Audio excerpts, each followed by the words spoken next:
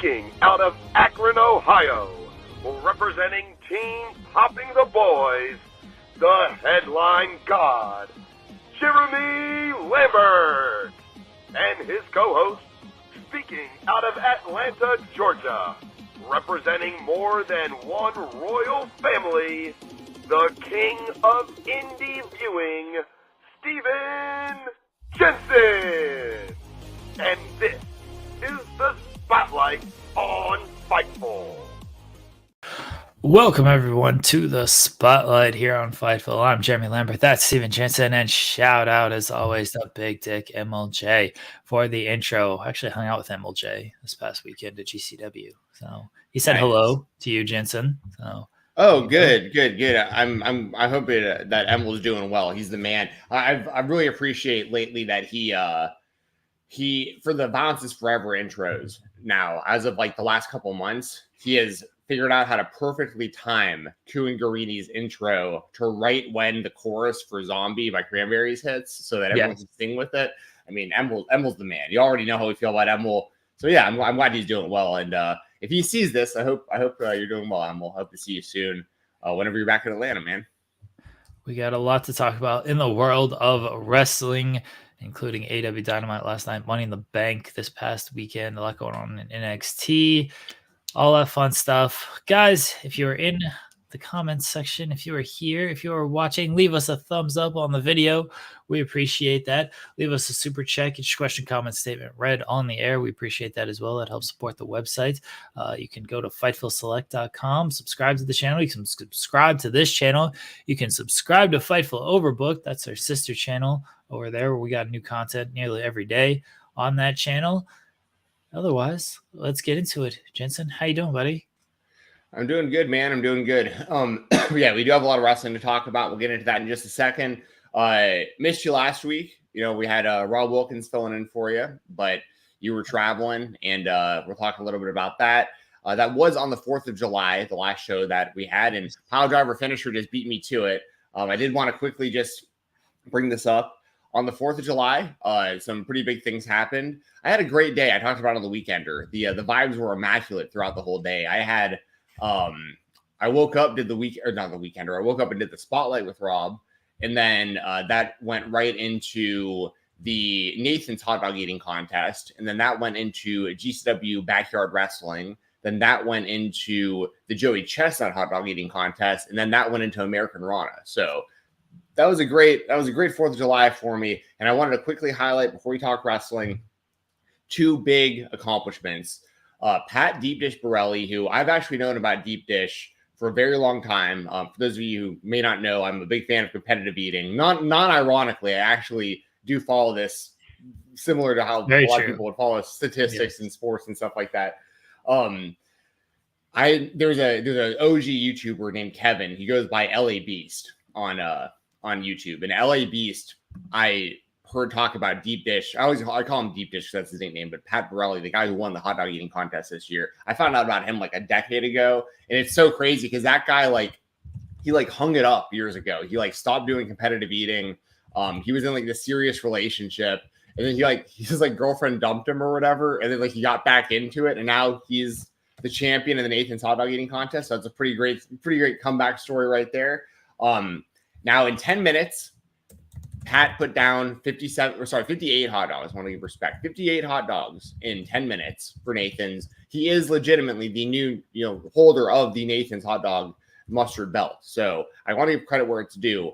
But I mean, come on, y'all. Joey Chestnut ate 57 in 5 minutes. In half the amount of time, he put down one less hot dog than, Joey Chestnut, true American hero. So I want to give just a quick shout out to Deep Dish and to Joey Chestnut for their accomplishments on the 4th of July. And I'm very much looking forward to Kobayashi versus Chestnut Showdown on Netflix coming up soon. So I give respect to Deep Dish because he earned that championship. He beat everybody else, but if Chestnut was up there on that stage that day, he would have put down 70 something easy. It looked like. He was on a crazy record pace on the 5 minutes. So, anyways.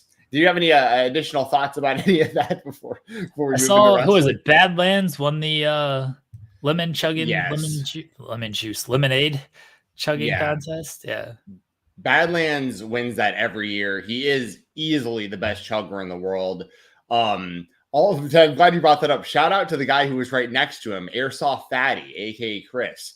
Airsoft Fatty is a YouTube legend. If you want to know more about him, there's a fantastic documentary from a few years ago called Full Force, and it was done by iDubbbz, who I have a lot of thoughts on iDubbbz as a content creator. But he was mainly known for like his content comp series, bad unboxing, Kickstarter crap. He had a lot of and iDubbbz had a lot of. He also had a lot of controversy. He's changed a lot recently, but probably about 4 years or so ago, he did a great documentary on Airsoft Fatty called Full Force. And he was the guy who was right next to Badlands up there on the stage, and he also puked pretty quick too. So. Anyways, yeah, Badlands. Shout out to Badlands. I'm glad he brought that up. We'll give respect to the chuggers today on the show. Those guys don't get enough love on the 4th of July, but Badlands. If there was like odds on that, which I'm sure that there were, I'm sure he was like such a crazy favorite that nobody put money on him. See, the people who won money on the 4th of July on this contest this year are the people who had like deep dish or maybe like I mean, really, honestly, majority of the other people up there. I mean, Jeffrey Esper would have been the other favorite this year, but like people who put money on the contest before they found out Chestnut wasn't going to be doing it, because there were some lines that were already open before they announced Chestnut was going to be in the competition. So if people put money on like Deep Dish Borelli months ago, they would have just won a ton of money because Chestnut was like such a favorite that those guys were such massive underdogs. But so anyway. I hope that some people made some good money on the hot dog contest this year too. People who had non-Chestnut entries before Chestnut pulled out. So, anyway, yeah, we can talk wrestling. I know people don't. I mean, the funny thing is, like a lot of the comments in the chat so far today are about this. So I'm glad that people are interested. There's a lot of crossover in professional wrestling, and competitive eating, believe it or not. Shout out Megabyte Ronnie. Some people do both actually. So. I love Megabyte Ronnie. All right, let's get into our topics of the day. Over 1 million fans and a great number in the demo tuned in. And it was a great show, and I think it's been a run of great shows. AEW Dynamite last night, big show, a lot happening on that show, but the two biggest things coming out of it: Bryan Danielson winning the Owen Hart Men's Foundation Tournament. He will face Swerve Strickland at AEW All In, and Mariah May winning the Owen Hart Women's Foundation Tournament. She will face Toni Storm. But more on Mariah May. Not only will she face Toni Storm, but she went ahead and just kicked Toni Storm's ass at the end of the show last night. What did you think of this closing angle, Jensen? So first off, I think we all expected Mariah May to win the tournament. This writes itself. All In, Wembley.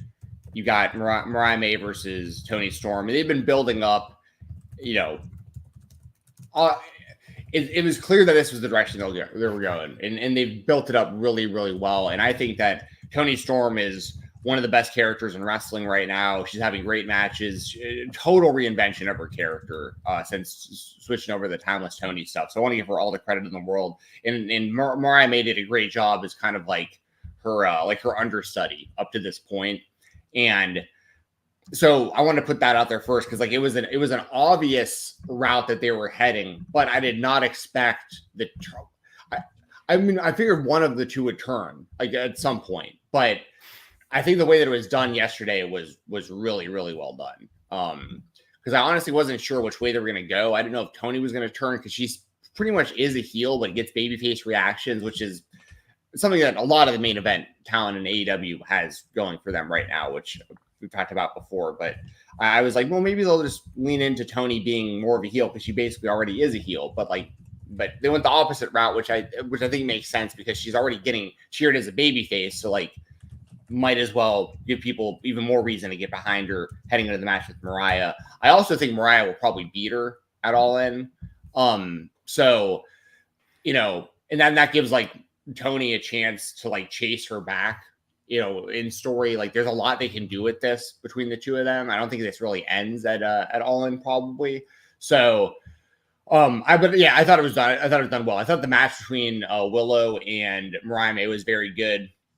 And I think that, like I said, I didn't expect the turn to happen right when it did, because like I know they'd been doing the overrun, but it's like the show was pretty much ending. Like, you know, Mariah's about to get her trophy and her belt, and then she just brutally attacks Toni, bloodies her up, hits her in the head over and over, watch for the shoe over and over and over. She like digs that thing into her skull. Mariah's bleeding all over the place. She like kisses her at the end, like her blood on her face. That was they did a good job in a very short amount of time of giving the perception of Mariah from like happy, fun loving, wants to kiss you and have a good time, but like, you know, is also a good wrestler, to like, oh no, she's actually just a psychopath. Like and I think that's, you know, mission accomplished from last night. I thought the closing angle was amazing. I don't know if it's not quite a criticism. I do wonder if it was too early, because it seemed like you could have not dragged out, but you could have gotten more out of this. We're 7 weeks away from All In. Like we're a ways away from All In here. So I do wonder if they could have gotten more out of Toni kind of feeling comfortable, or, you know, side eye looks, kind of slow burn it a little bit more instead of doing the turn the way they did. That takes nothing away from the effectiveness of how good last night was. We'll kind of find out in the coming weeks if it was a little bit too early, depending on how the rest of it plays out in 7 weeks. If by the time we get to All In, this angle isn't as hot as it was last night, then it's possible they pulled the trigger on this turn a little bit too early. But as far as what we saw last night, it was great. I thought Mariah in this angle, obviously the way that Toni was bloodied and just like straight from the forehead was really great. My guy Luther, unfortunately, get kicked in the balls. They keep kicking this man in the balls. What's happening here? They threw him off of a table.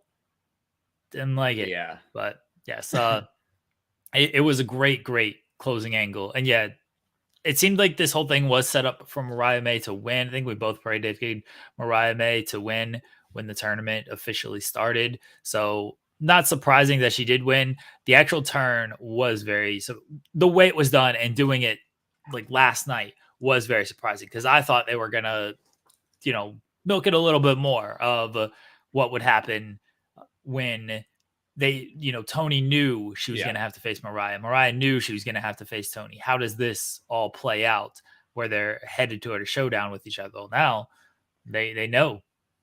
And they know that Toni has revenge on the mind for Mariah May. So that was great. Looking forward to the match. I've said it on this show. I've said it on other shows. This has been the best story AEW has had for a while now. It's been the most consistent story. It's been the most well told story.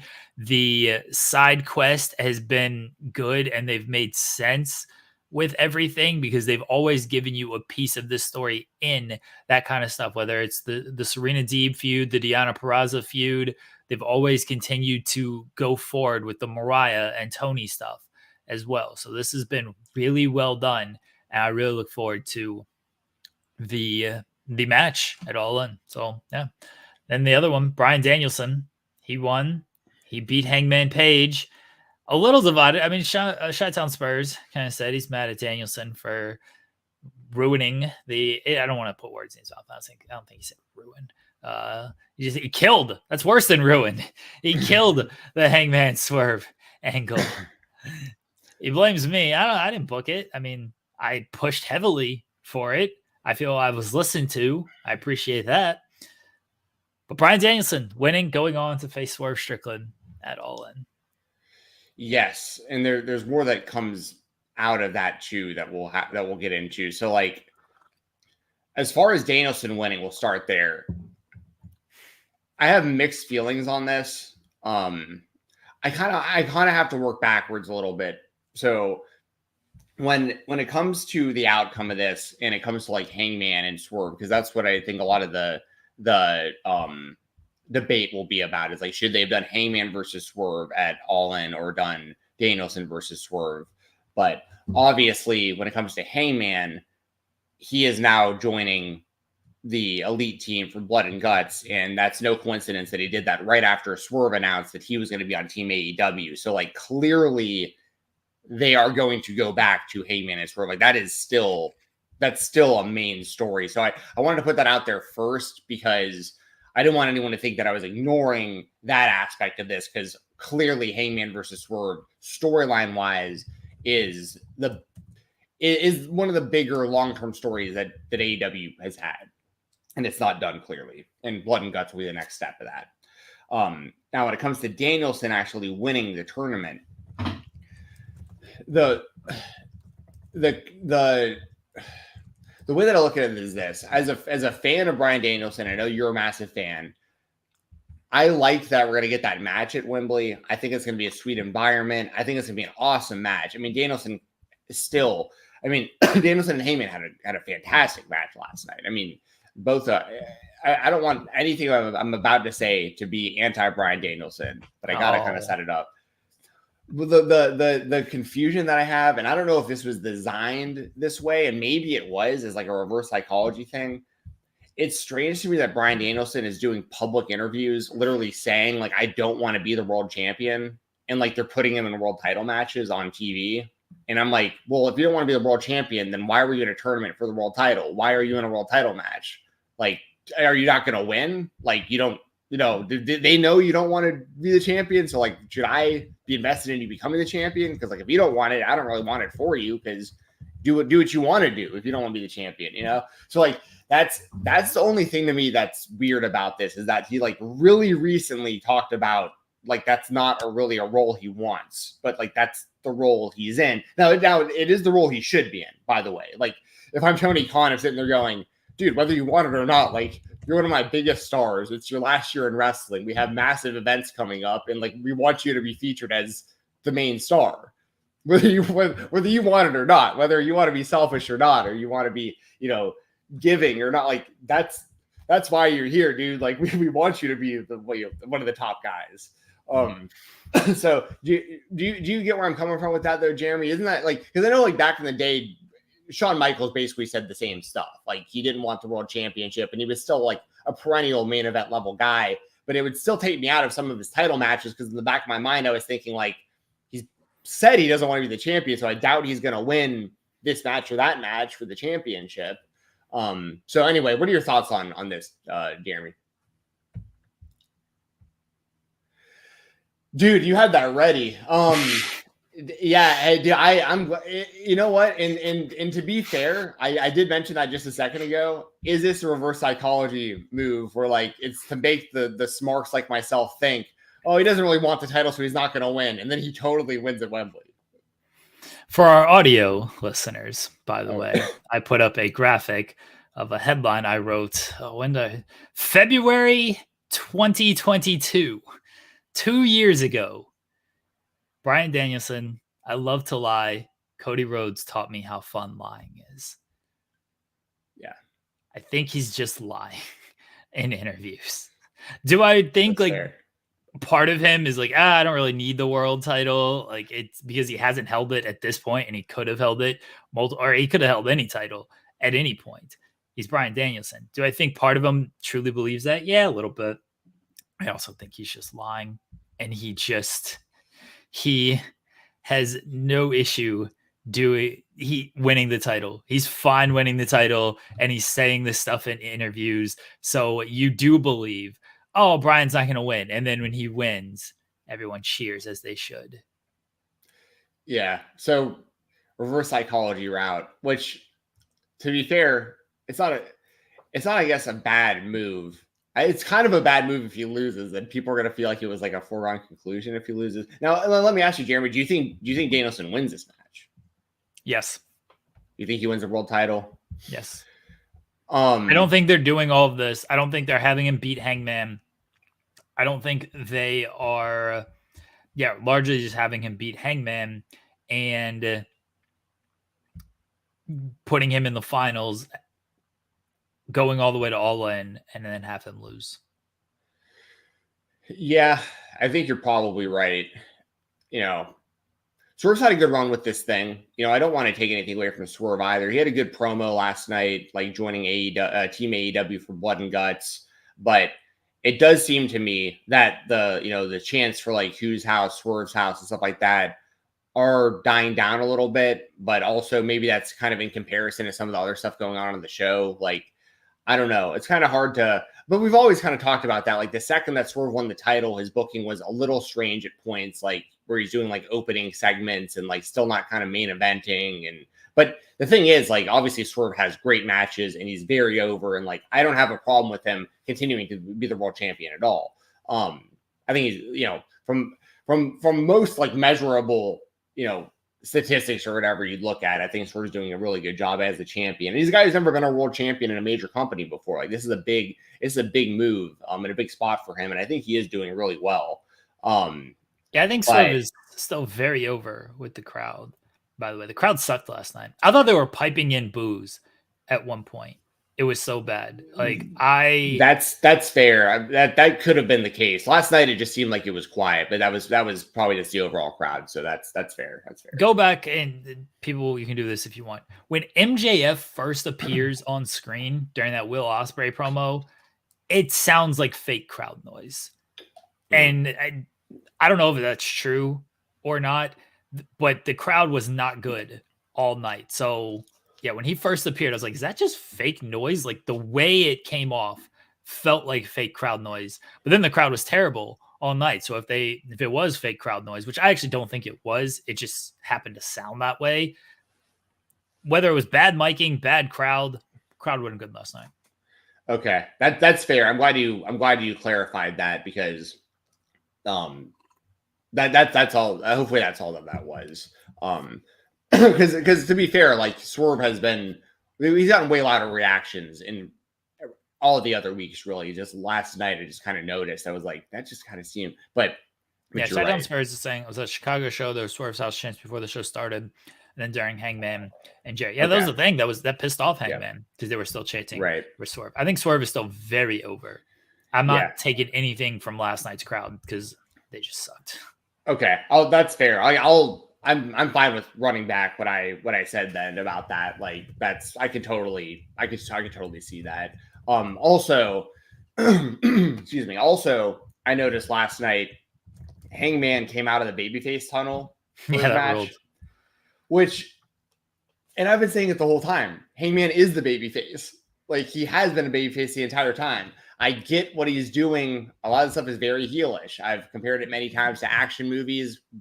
Like the movie The Crow, like, you know what I mean? The stuff that guy did, Draven, I believe his name was. Was it Eric Draven? Was that his name? I can't remember. So, it's been a long time since I've seen that movie. But like the stuff he does, I mean, he tortures and you know gets serious revenge on the people who like killed his families. I mean, like in the point is, I mean, like you know these movies like Taken and stuff like that, like. You don't care how the guy gets his daughter back. Like he does whatever he has to because he's protecting his family, and those are the bad guys. Swerve is the bad guy. Swerve is the guy who came into his house and threatened his child. Swerve is the guy that went into Buddy Wayne's training facilities and bloodied up little Nick Wayne before he turned to the dark side and all that stuff. And like, I mean, he's done diabolical stuff. He's a heel, and he hasn't really changed at all. Even in his promos, like he's cutting basically heel promos, but getting babyface reactions. Now, I think AEW's done a good job of like leaning heavy to basically make Hangman a heel out of this because like what he's doing, like they clearly know he's getting heel reactions, but he's also so good in the ring that he's going to get popped during his matches because like the matches are so good. So it's an interesting spot because it's almost like kind of that gray area, choose your own adventure here, where it's like, if you like Hangman, ride with Hangman. If you like Swerve, ride with Swerve. But either way, people are going to be making noise and people are invested in the two of them and the story. So I think from that aspect, like it's all good. But yeah, I thought that was interesting though. Hangman coming out of the babyface tunnel, like clearly he sees himself as a babyface still. And then, as I mentioned before, Swerve said he was going to be joining AEW's Team for Blood and Guts, and then, the next segment, pretty much, Hangman is telling the Elite, "Hey, I'm in," and it's like, well, obviously Hangman's in because Swerve's in because he still wants to get at Swerve, and because he lost. If Hangman had won, would he care about being in Blood and Guts? He might just be like, no, all you guys fight. I got my shot at Wembley. I don't need to get at him at Blood and Guts. So Hangman losing played into also him joining the Blood and Guts team. 1,000,000%. Absolutely. And they could even play that a little bit off as like Hangman being so ultra focused and just, seeing red that he had Danielson dead to rights so many times in that match where I thought Danielson was just done. And he pulled it out. That match was awesome. Like I love that match between Hangman and Danielson. But yeah, but anyway, we're ultimately kind of getting, I think we're going to kind of get everything we want out of this stuff eventually, like as this all plays out. Danielson versus Swerve is going to be a really good match. It's going to be an awesome match. And I think it'd be an awesome moment to see Danielson win the championship. Do you think that if Danielson wins the title, does he hold it for a while, like pretty much until he's done? Or does he lose it back to Swerve? Or does he lose to Hangman maybe? I just feel like Hangman and Swerve, when they do that again, will be for the title. But it doesn't necessarily have to be, though. I mean, it's kind of like McIntyre and Punk at this point where, like, you don't really need the championship attached because those guys hate each other so much. You know what I mean? I think they do a rematch at Wrestle Dream, which is first weekend in October, and then that's going to be in Seattle. That might be Danielson's last kind of full-time match. I think that's where this ends up going. That's basically hometown for Swerve too. Like he's huge out of Seattle. Yeah. So that makes sense. He'd be getting babyface reactions against Hangman there for sure. That's smart. I do wonder what is next for Hangman coming out of this. Like, who does he face at All In? As much as I love Danielson, as much as I do think Danielson should have won, Danielson should win the title, I do understand the sentiment from a lot of fans who are thinking, how are you not doing Hangman and Swerve in front of 80,000 people? I don't know if they'll get 80, but in front of your biggest crowd, essentially. How are you not doing this match in front of your biggest crowd? We're still going to get Hangman and Swerve. I don't think there's any doubt about that. They're not just gonna, they clearly still have plans for it, as we saw. That's why Hangman's in Blood and Guts and Swerve is in Blood and Guts. At some point, we're going to get that match. You only got one show a year where you do this big of an audience. Whether they want to say it or not, because I know they're like saying every show is the biggest show ever. All In's their biggest show. They tell you that because they're holding it in a stadium with the most amount of fans you can put for any show of the year. So this is their biggest show of the year. And they're not doing, arguably, they're doing one of their hottest storylines, which is Mariah and Tony, but they're not doing their other hottest storyline, which is Hangman and Swerve. They're giving us Danielson, love Danielson, but I understand the sentiment of how are you not doing Hangman and Swerve on this show? We're still going to get it. It's still going to do very well. It's still going to, do a number. Crowd is still going to be very into it. But I get it. This would be like, don't always like using comparisons, but instead of doing Cody and Roman at WrestleMania, which is the biggest show, we'll just do Cody and Roman at Backlash the following month. We're still going to get the match, but we're not getting it at what is the biggest show of the year for the company. So I get the sentiment. Right. And then the other sentiment would obviously be, because it felt like it felt even more to me like they were going to do Hangman and Swerve when it was clear that they weren't going to do Ospreay for the world title. Because that's still in the back of my mind. It's like, y'all are still going to Wembley. Like, this is Ospreay territory. And the fact that he's not involved in the world title, to me at this point now, is even more surprising. Because, like, I figured, well, if you're not doing Ospreay, then, like, clearly, like, the only thing that would be bigger would be Swerve and Hangman, I think. And that's even arguable if that's bigger. It's bigger, that's bigger, big picture. Swerve and Hangman, so like the actual AEW universe, if you will. But like specifically for Wembley Stadium, biggest show of the year, and geographically where that show takes place, it's like Ospreay is like the obvious person to be building that show around. But the other thing is, like, I don't want to take anything away from Danielson at all. Like, I don't want to sound like, oh, this isn't a good thing for Bryan Danielson and Bryan Danielson fans. Like, I am a big Bryan Danielson fan myself. I do think it'd be cool to see him hold the. It would almost feel wrong if we look back at the history books years from now, and Bryan Danielson was never a champion in AEW during this run. Like, I mean, I think for history's sake, at the very least, and as like a thank you to him, because like when he came over to WWE, there was a lot of people coming over from WWE to AEW at that time. The product at that time sucked. That's not really a stretch to say. That's my own personal opinion, but it was a real downtime in WWE. There was a lot of people who wanted out of their contracts. This was still very Vince heavy stuff, and people needed change. And Danielson took a big leap of faith by leaving the WWE, where was he inducted to the Hall of Fame in the WWE already? No. But he's a guy who's definitely going to be in the WWE Hall of Fame, a guy who was one of the most over baby faces in the history of the company, a guy that we both got to see win the championship at WrestleMania 30. And that was one of the most, I don't know how to really describe it. Like, that's like almost the most over you can like see somebody be. Bryan Danielson winning that championship at WrestleMania 30. Like, he hit the highest of the heights. He's in very rarefied air of guys like, there's maybe like 5 guys like over the past couple decades that have hit the level of love and fame and stardom and respect that Bryan Danielson has in the WWE system.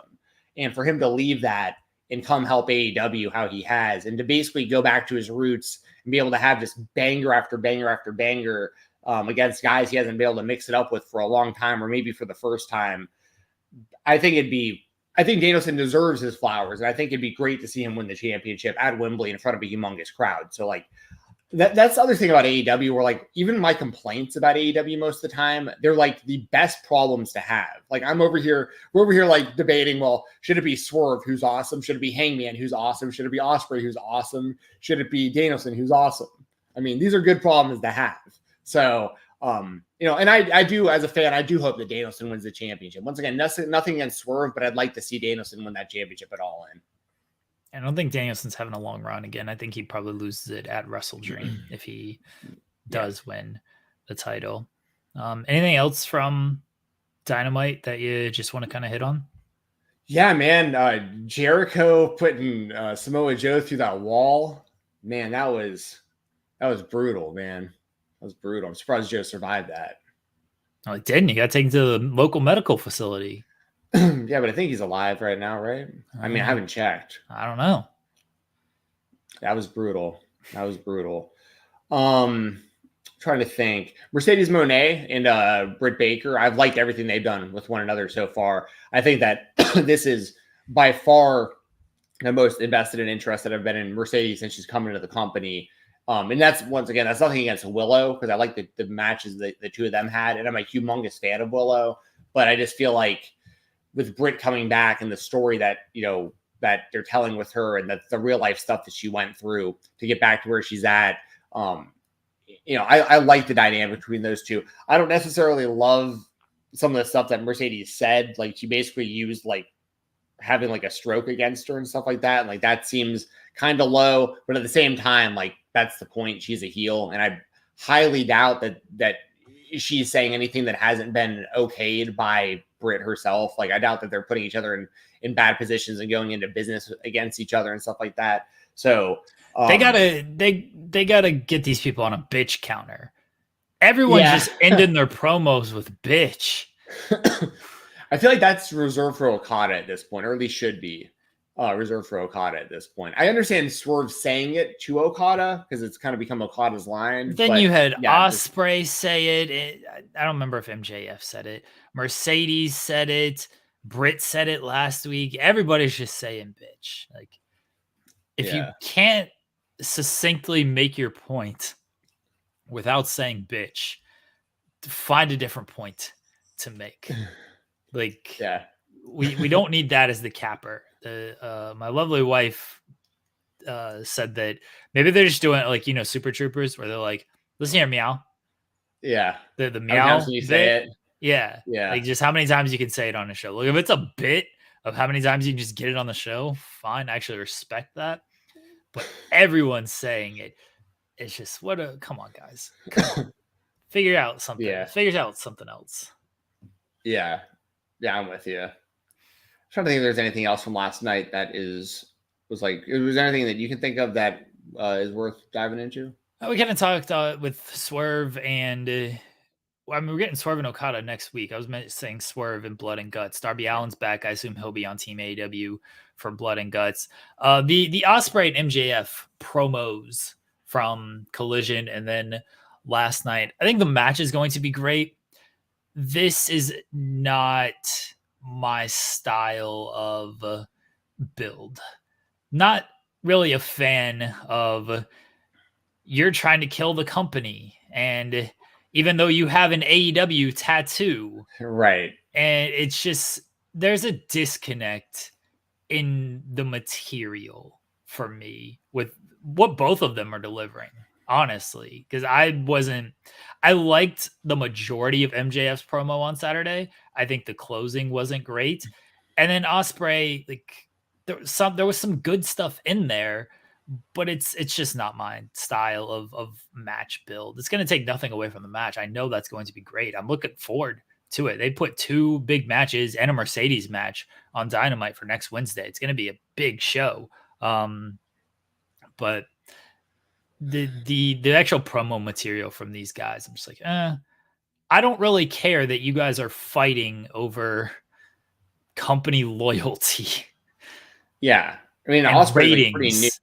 Right, yeah. Like Ospreay's pretty new to the company also. It's not like he was like a day one ride or die AEW guy. And MJF is. And he's the one who's quote unquote trying to kill the company, which is backwards. And as you mentioned, he literally has an AEW tattoo. I've heard people joke about how like eventually he'll reveal that to be like the WWE logo when he jumps ship. Like he'll like get the tattoo changed. Yeah, no, I'm with you though. The match is going to be great. We can't stress that enough. I mean, obviously, it's going to be an amazing match, and I'm looking forward to that next week. But I'm with you. I think the build hasn't been great. The promos haven't been like the best. They're delivering. By the way, their delivery is very good. There's a lot of conviction in what they're saying. Yeah. I have nothing against the way. I actually thought Ospreay's promo he sounded way more confident on the mic than even Swerve last night. I thought Swerve lacked a little confidence in his promo and that's typically not like Swerve. So their delivery, both of them, is very good. It's just the material I'm not the biggest fan of. Yeah, no, I'm with you. Like Ospreay even mentioned like the bidding war of 24, and I was going to bring that up too. That is, I don't know how that was fumbled so badly. And I might be the only one who feels this way, but I don't know how, like they were building up his free agency for years before 2020. I mean, back in like 2022, probably MJF was talking about the bidding war of 24 and all this stuff. And granted, he was off television and the whole Devil, Adam Cole, Undisputed Kingdom thing, like totally threw everything off probably.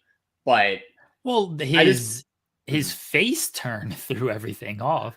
You couldn't exactly do I'm jumping ship to WWE when he was playing babyface the whole time. Right. Which I've said a million times I thought was a mistake also. Like I know that he was getting big reactions and like there was big reactions at a point for MJF and Adam Cole and the whole friendship and stuff like that. But I really felt like they jumped the shark once he started doing kangaroo kicks and stuff. I was like, this is too far from the heel MJF that I think has been so well built on his entire indie run and then also his whole run in AEW up to that point.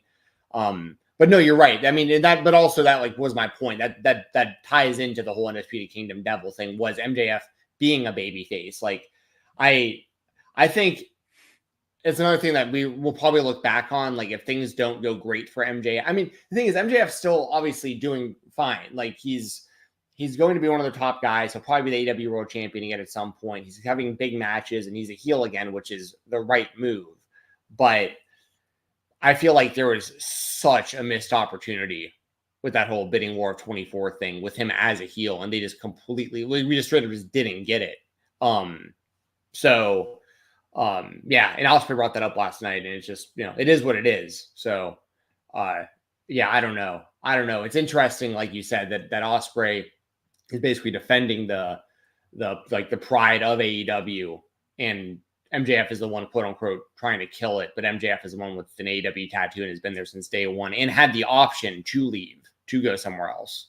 You know, I have no idea what like his options were. I have no idea, you know, what the WWE offered him, if they offered him, whatever. We have to assume that there was interest. So, you know, he stayed in AEW. So yeah, this all seems a little backwards. But I'm glad MJF's to heel again. I got to stress, I can't stress that enough. That's the right move. Well, the bidding war didn't go his way, and so apparently Tony Khan underpaid MJF because he decided to pay Ospreay and Okada and Mercedes because they want to help elevate the company, even though Okada immediately turned on Tony Khan and tried to murder him. Yeah, put him in a neck brace immediately. And then Mercedes which again, Mercedes being a heel is the right move. Like this, it's the right move. But yeah, it's strange. I've also been talking about this since before MJF even left. But I was talking about it the entire time he was gone before his return. I was like, I'm very concerned about the trajectory of what this is going to look like when he comes back. And part of it, it's been interesting, right? Because like part of it is like he came back and he pretty much just like squashed Adam Cole real quick. He hit him with like a brain buster and like was pretty much like, I'm done with that. And then like did his little mini feuds with like Hechicero and Roosh, and did his little babyface thing, his Beautiful Day, Triple H, you know, Madison Square Garden, return with the jean jacket, did all that, right? So he like, I feel like he got all the babyface out of his system, and now he can just go back to being a heel. And maybe, I don't know if this is going to work or not, because the Undisputed Kingdom is so bad, but like does Adam Cole come back as a babyface? Like, do they revisit Adam Cole and MJF because like there's so much unfinished there that they didn't do, or do they just move past it? Or is Adam Cole going to come back and be like, see, I told you guys the entire time, like he is the devil, he is a bad guy, and Adam Cole is going to actually be a babyface coming out of this, and they're still going to wind up going that route. And also, who knows when Adam Cole actually is coming back? This injury is taking forever to come back from. So like, I don't know. I have a lot of concern about MJF and like his current standing and his future with AEW because I'm a big fan of his. And I think he should be the top heel in the business. But he is going to have great matches, and I am looking forward to the Ospreay match. But it's just, you know, after that, like, what's next? You know? Yeah, it's gonna be a really good match, and I don't know who's gonna win either. It's very possible MJF wins the international title from Ospreay, and then I don't know if they do a rematch at All In. Garcia is still in the mix. He's going to come back at some point. He's going to have a big match against MJF at some point. That was kind of agreed to for All In, but that was also before MJF nearly murdered the man. So MJF could always just go like, just kidding, I ain't giving you a match at All In. Right. And classic heel move. So we shall see on that. All right, let's get into some WWE. And because of one of our WWE topics, let's bring back this oldie but goodie. I'm old and I'm fucking tired, and I work with fucking children. I'm tired of wrestling these kids that think they know everything. I felt like a kid on Saturday, Stephen Jensen, because John Cena came out and said he is done. I appreciate it. I have my you can't see me sweatband right there. You go. John Cena said 2025 will be the last year of his career. He's going to work the Rumble. He's going to work Mania. He's going to work the entire year until December when he finally finishes everything up. What are your thoughts on John Cena's upcoming retirement tour? What are some ideas that, you know, you have for Cena, whether it be a Mania match, a last match? What does this look like in your head? So 2 things that I think absolutely have to happen on this final run. One, he's got to wrestle Cody and pass the torch. That's for sure going to happen. He's got to lose to Cody, but Why? Hear me out here. So and it depends on when they do each of these matches. I think, listen, they've already teased Cody and Cena, not necessarily against each other, but like the passing the torch where Cena's come out, you know, on the stage with him during WWE shows and held his arm up and like anointed him. Basically, this is your next guy. They had the moment, of course, at WrestleMania where I'm actually kind of wearing the the Cody Rhodes Friends gear right now. We got the Undertaker who saved Cody Rhodes. We got John Cena. But so like where's Cena your Yeet sunglasses at? I need to get some Jey Uso stuff, but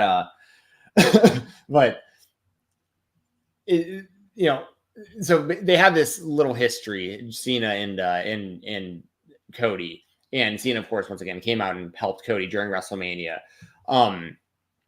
I think that match has to happen at some point during this next, what technically a year and a half, basically.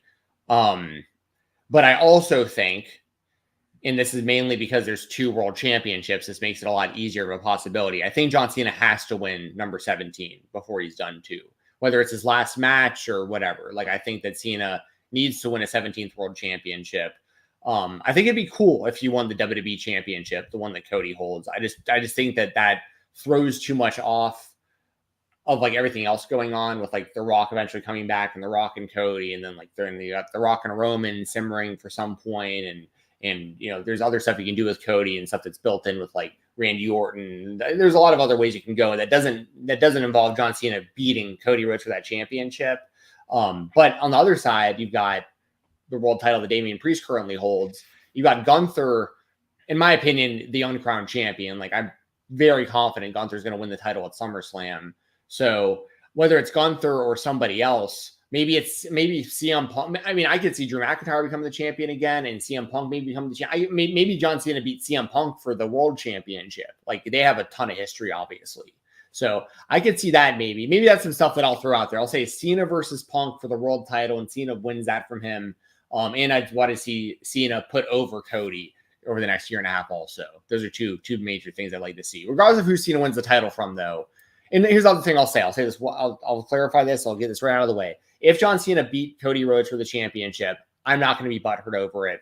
It'd be really damn cool for John Cena to win that 17th title. And because Cody's still got time ahead of him. He's still the face of the company.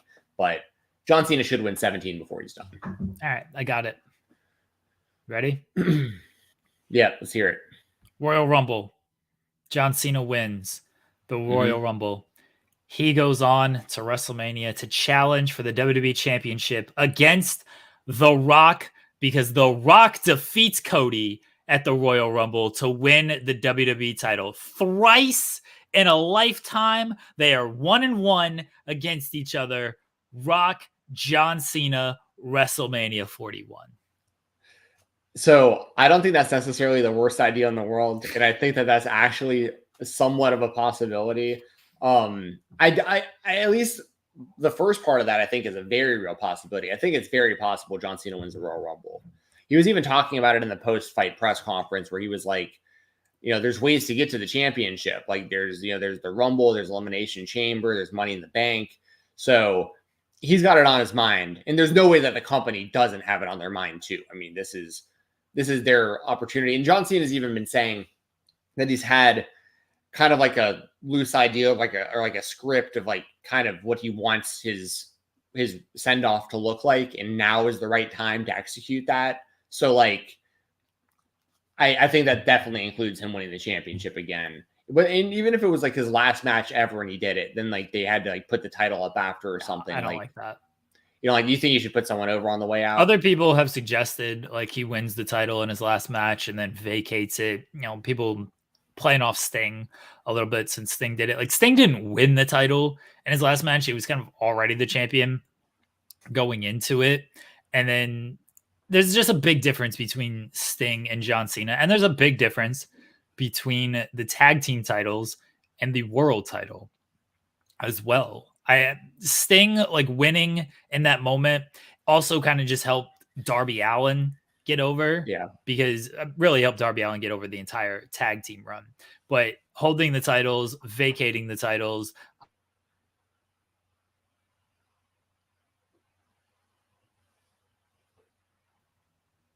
Did I lose? Is that okay. Yes. That was me. Sorry. That was me. Sorry. Okay. So what I was saying is like Sting winning the tag team title with Darby Allin also obviously helped Darby Allin the entire run, and then being a final champion, vacating the titles. John Cena winning a world title and then just immediately vacating. I don't think that actually helps anybody. I get like it's a cool moment, but I don't feel like it actually helps anybody. What if you won the world championship and then they retired that title and just had the WWE champion going back and forth? Like they just made one world champion again. I like that idea. I'm okay with that because I do kind of think the world title isn't always necessary, but they've done a good job of making that title feel important since introducing it. I know we all laughed at it like, oh, this is just a title because Roman's not around, but they've done a good job of establishing that title. Janet does not like that in the chat, that one title again, but yeah, I understand the sentiment for it. Yeah, that would be a polarizing idea. My personal preference is one world champion for one company, but I understand wanting to have a champion on both. But when you have, it's a little different when like you're Roman Reigns and you're rarely ever there, and like you're the champion of one show that you're kind of like not really on often. Like when he was a champion, he was on SmackDown for like 4 years.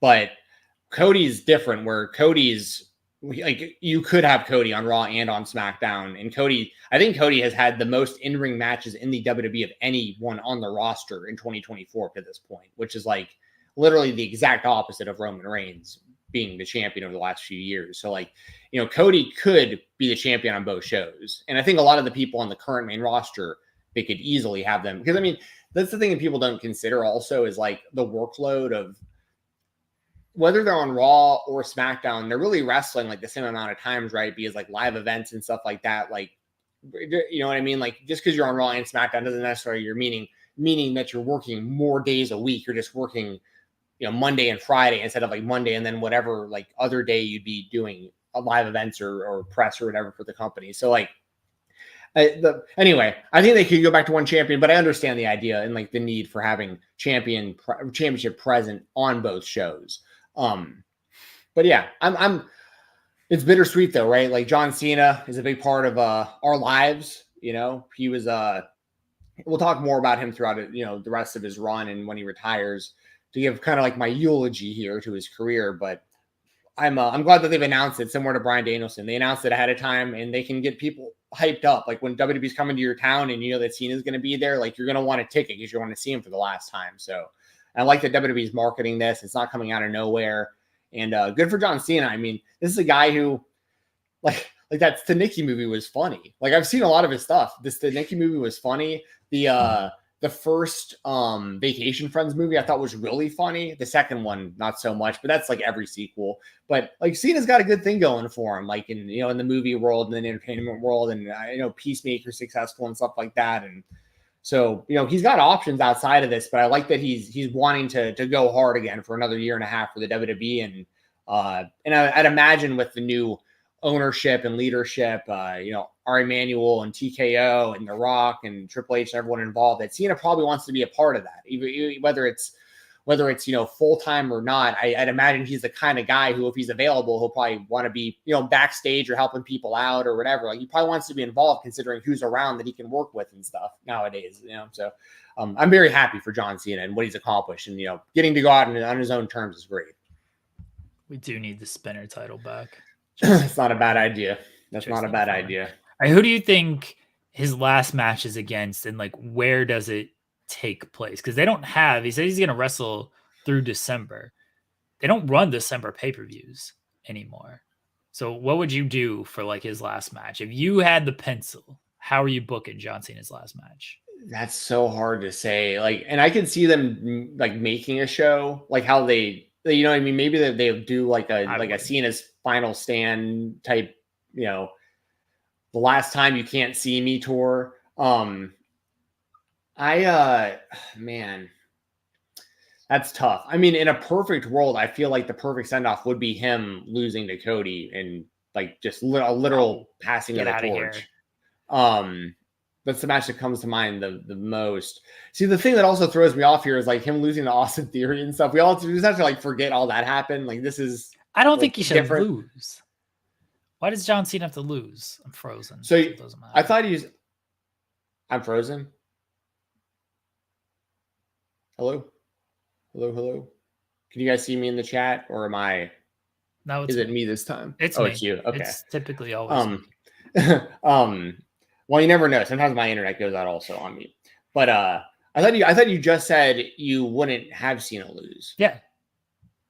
Oh, no, sorry. I thought you just said you would have. I thought you said you would have him lose. Maybe if that was for the championship, you would have. If it was for the championship, I don't want him winning the title and then like vacating the title. But I don't. Okay. Depending on who he's facing, I don't know why he has to lose his final match. He's John Cena. He's Super Cena. Baron Corbin. Just kidding. I mean, if he faces Baron Corbin, he should beat Baron Corbin. Yeah, just like Kurt Angle should have. Kurt Angle should have never been in that match to begin with. It should have been Angle and Cena. Anyways, that's tough, man. There's a whole list of people that he has history with. You got CM Punk, you got Randy Orton. You have matches he's never had, like John Cena versus Logan Paul would be a big deal. I think we're gonna get last match. I think we're gonna get a lot of these matches. By the way, yeah, because I think everybody's gonna want to work with Cena. Cena said he's gonna work dozens of dates. He said upwards of 30 to 40 matches. Even if you're doing 6-man matches, tag team matches, I think you're going to get him in the ring with a variety of people. I would do a special show, whatever it might be. You can't see me anymore. You'll never see it, whatever you want to call it. Do a PLE. You can't do it outside in Boston in December because that would go poorly. I think if you can get a big stadium, you should do it in a big stadium because I think that thing sells out.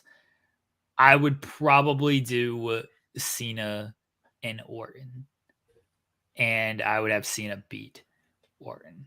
I know some fans might be upset by Cena and Orton. There are people who have did not live through the entire rivalry of John Cena and Randy Orton. Orton is now super over. You know, he's hit the nostalgia feel where everybody loves everything he does. I assume he's going to turn heel within the next year anyway. So you do that one last time, then Cena can win. Because I think he's going to work with younger people in the final build up here. Yeah, I'm with you. I like that idea. I think that'd make perfect sense. It'd also be cool if, since Danielson's wrapping up full time, like maybe a one-off with Cena and Danielson. Let's throw that out there. It'd be cool if they could get Edge back for like one match, given their history. I highly doubt that would happen. But Danielson, I'm keeping my eye out for. I don't think Danielson's ever going to go back to like full-time WWE or necessarily even really sign with the WWE again. But he's not going to be done after AEW.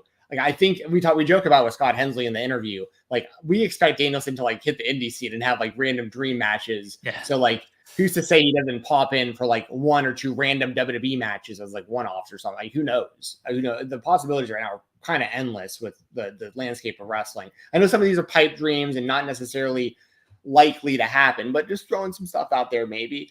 But yeah, I think that Cena and Orton, I got no problem with that. I think that makes sense. That makes sense. We'll see. They got a long time to go before we get to Cena's last match. We'll see how the entire year plays out. But it is very sad knowing that John Cena's winding down his career that started on television in 2002. And we basically watched the whole thing. I know Cena very polarizing, a lot of love, a lot of hate. I was always ride or die with my guy, John Cena. Did not ever hate John Cena. Never turned on him. Day one, John Cena fan. Yeah, I was definitely one of those guys who was I hated John Cena for a large chunk of his early run. I was one of those Cena haters. And then he saved Cody. He did. I mean, well, so I had come around on Cena long before. The Undertaker is a different story. The Undertaker is one of my favorite wrestlers of all time now, but that's a whole other story in itself. But saved Cody, that was sweet. So what was I about to say? Now I'm losing my train of thought because I'm thinking about the Undertaker. John Cena. So were you in? I know you went to WrestleMania 30 also in New Orleans. Were you there at the Raw after WrestleMania that night? No. I was there at that one, and I'm almost positive that was the first crowd that started the John Cena sucks chants. Because I was there in the crowd and I remember being like, I don't think I've ever heard this. And I remember like joining in on it because like, this is awesome. Like we're making our voices heard, and we were hijacking the show. We're such marks. This is awesome. And that was also the night that like Paul Heyman came out and was revealed as Cesaro's new manager and Paige debuted. It was a big Raw. But for Cena, like I was always one of those John Cena sucks guys because I was salty about how he was beating guys like Shawn Michaels and Triple H and stuff, and like the main events of WrestleMania, and like beating all my favorite wrestlers basically. And I never really thought he was that good at that time. I was like 5 Moves of Doom, and I was very on the internet. This is pre-social media, but I was on all those websites and message boards, and there were some people doing like YouTube videos and stuff like that. And so it was one of the things where I was very anti John Cena. And then around the time of the U.S. Title open challenges that he was doing, where he started mixing it up with like Sami Zayn and Stardust and like kind of like the indie guys that had come into the WWE at that time and stuff. I gained a whole new respect for John Cena, and I realized like, oh, this guy actually can go. This guy actually does care. And the things that I don't like about him are literally designed that way because it was just like when I was a kid and Hulk Hogan was only doing a few moves and Steve Austin was really only doing a few moves. And it's like it is what it is. And Cena it hit this level, and I eventually really respected it. And I always had massive respect for all the Make-A-Wishes. And I saw some of his documentaries around that time too, where like, you're seeing him go from city to city, country to country, and like literally the only sleep he's getting is on airplanes. And when he's not sleeping, he's like learning Mandarin. And just an ambassador for the WWE all day, every day, 365 days a year. So I've always had massive respect for John Cena, but it took a long time for me to warm up to him, like as a professional wrestler. But once I turned that corner, I'm definitely ride or die for Cena. I think that he's the GOAT of the WWE. I don't think he's the best. I don't think that John Cena is the best professional wrestler of all time. But I think if you're talking specifically WWE, I think John Cena is the best they've ever had. No, John Cena is the absolute greatest of all time. I mean, besides Bryan Danielson. But if you objectively, I do want to say this objectively, if you factor in like what a pro wrestler is, there aren't many better than Cena. Like who else drew that level of money, stayed on top for that long? I know that's a booking decision and everything, but still, you gotta be over enough to stay on top that long. Because if you're not getting it done, they'll push you down. Stayed on top for that long. Did have good matches, had promos, had memorable feuds, like the longevity of everything. Austin's run was pretty short. Rock's run, pretty short. Hogan's run was longer. Hogan is the other arguable one. But then Cena was a better in-ring worker than Hogan. Hogan probably drew more money overall. Like when you look at just overall body of work and everything that encompasses a professional wrestler. Yeah. Who's above? I honestly wouldn't make the argument against John Cena. It's just it's all just kind of what your preference and how you classify like the best professional wrestler of all time. Because like I think some of the arguments would be these arguments go both ways, because for instance, someone like John Cena or Shawn Michaels, I think those are two guys who are in that GOAT conversation.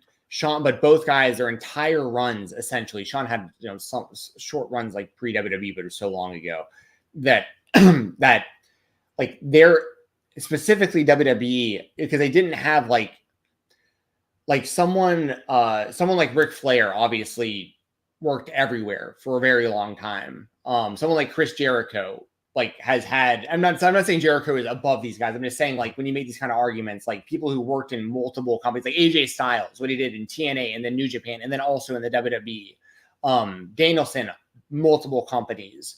So just like it's kind of like that variety is I guess kind of what like Cena and someone like Michaels might lack, is that it was all just specifically in the WWE. But on the flip side of that, of course, they were so damn good that they were WWE lifers that the WWE never wanted to get rid of that. You know what I mean? Like Hogan is another good example of Hogan is hard. And the personal stuff aside, I understand Hulk Hogan is a very unlikable human being outside of wrestling. Trust me, I get it. But like no one else did what he did with like bringing the WWE to the level that he did, and then leaving and then completely reinventing himself as a heel and then being a big factor in why WCW was bigger than WWE at the time, or WWF at the time, and then coming back to the WWE and being more over than everyone on the roster to the point where they had to make him the champion again.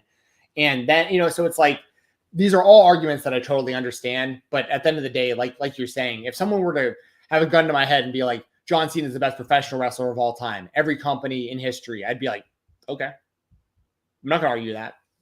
But I think there's other factors in play. That's why I say with WWE specifically, because the thing with Cena is, like you said, his run was, he was like 15 years on top of that company, like straight. When you really think about it, like it's unheard of what he did in that one specific company for so long as the face of that thing. So, yeah, he's a rarefied air. I'm a huge Cena fan. And by the way, I know it's all subjective. Like, if you want to say Bret Hart is the greatest, sure, say really that you can make an argument for just about anybody, depending on what your criteria is.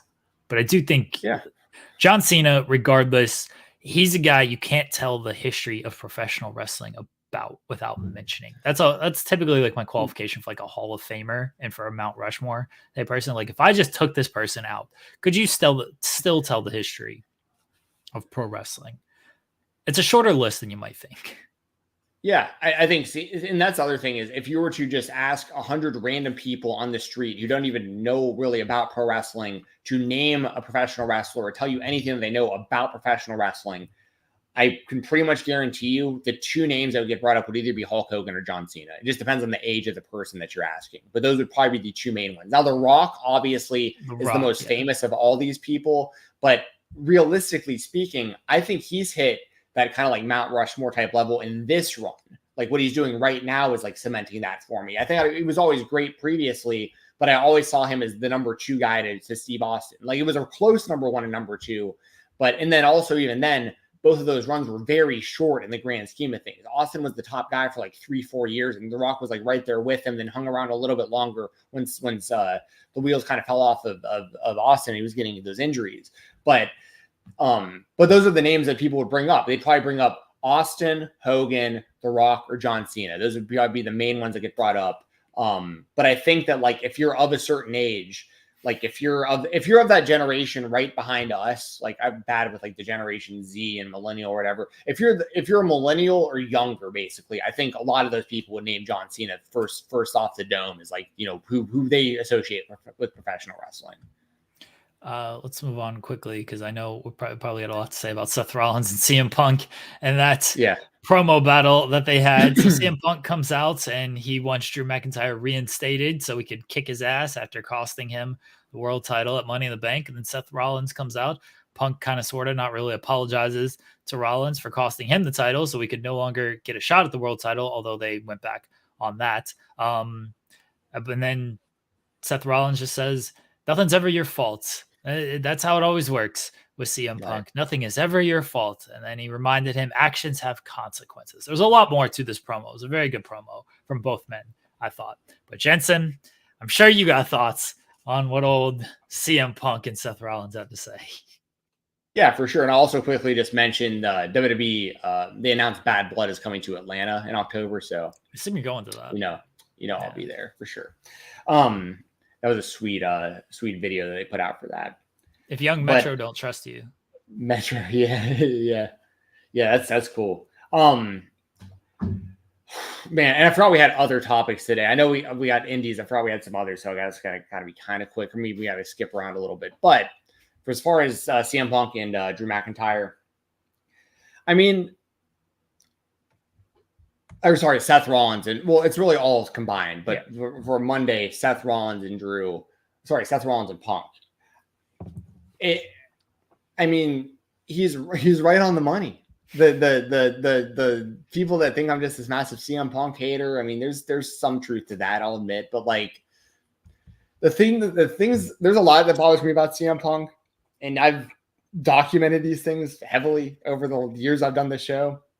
But to me, it's like he's always trying to be like the Bart Simpson of wrestling, or like he's like that guy who like in his mind he's like that cute like prankster. Like he can never just take the L I'll just put it that he can never just take the L. He always has to have the last word. He always has that look on his face like, yeah, I'll tell you what you want to hear, but I don't really believe what I'm saying.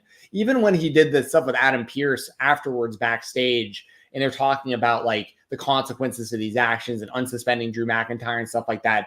Punk's even snarky when it comes to that. It's like Pearce is like, okay, listen, we know each other a long time. I'm going to give you what you want, okay? And CM was like, fine, okay, fine.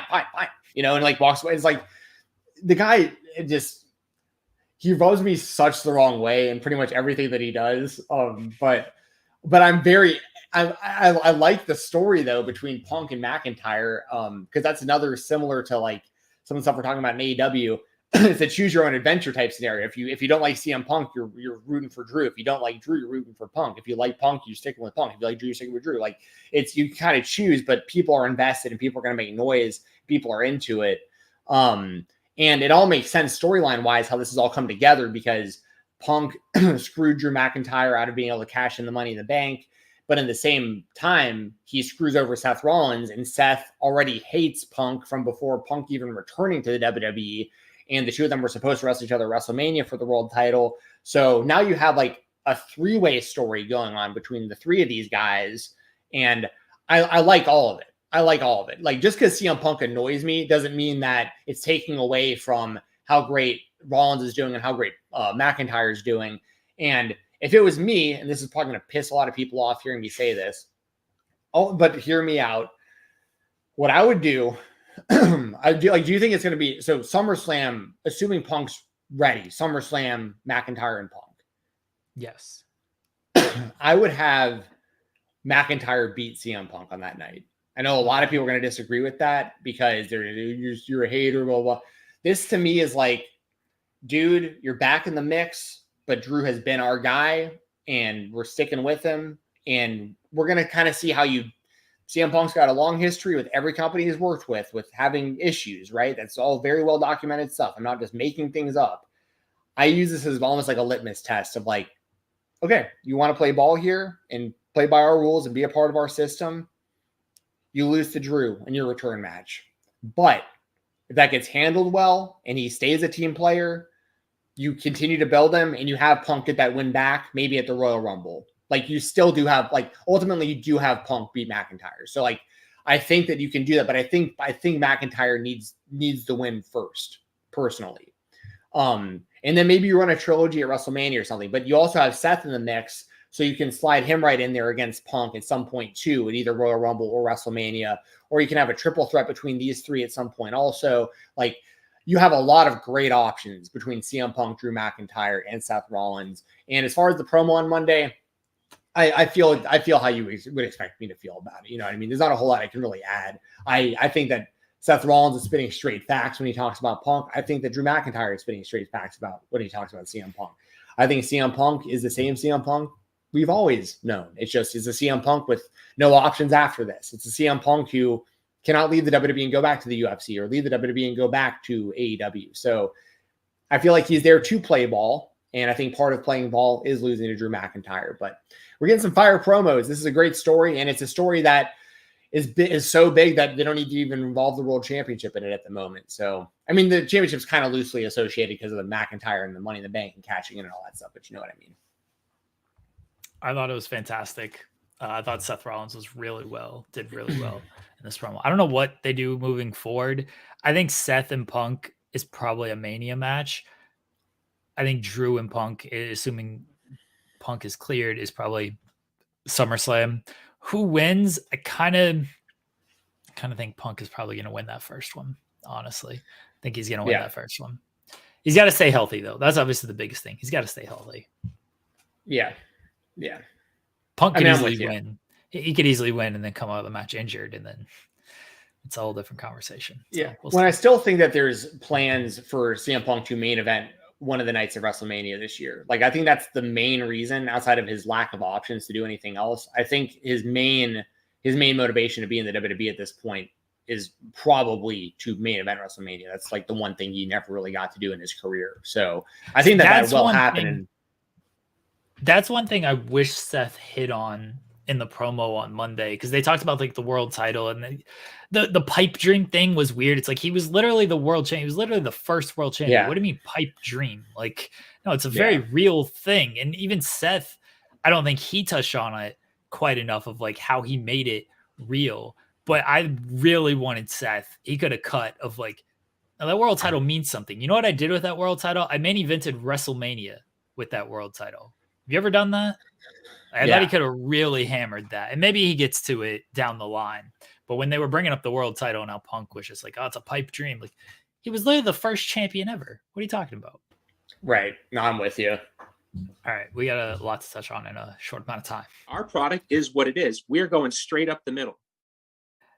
Stephanie Vaquer is signed with WWE. She pulled out of CML, New Japan, Rev Pro dates. They made that announcement yesterday morning that she was finishing up, or that she was basically just leaving the company. She was supposed to work Fantastica Mania this weekend. They said, Stephanie Vaquer is no longer part of our roster. And then a few hours later, Shawn Michaels said, welcome to NXT, Stephanie Vaquer.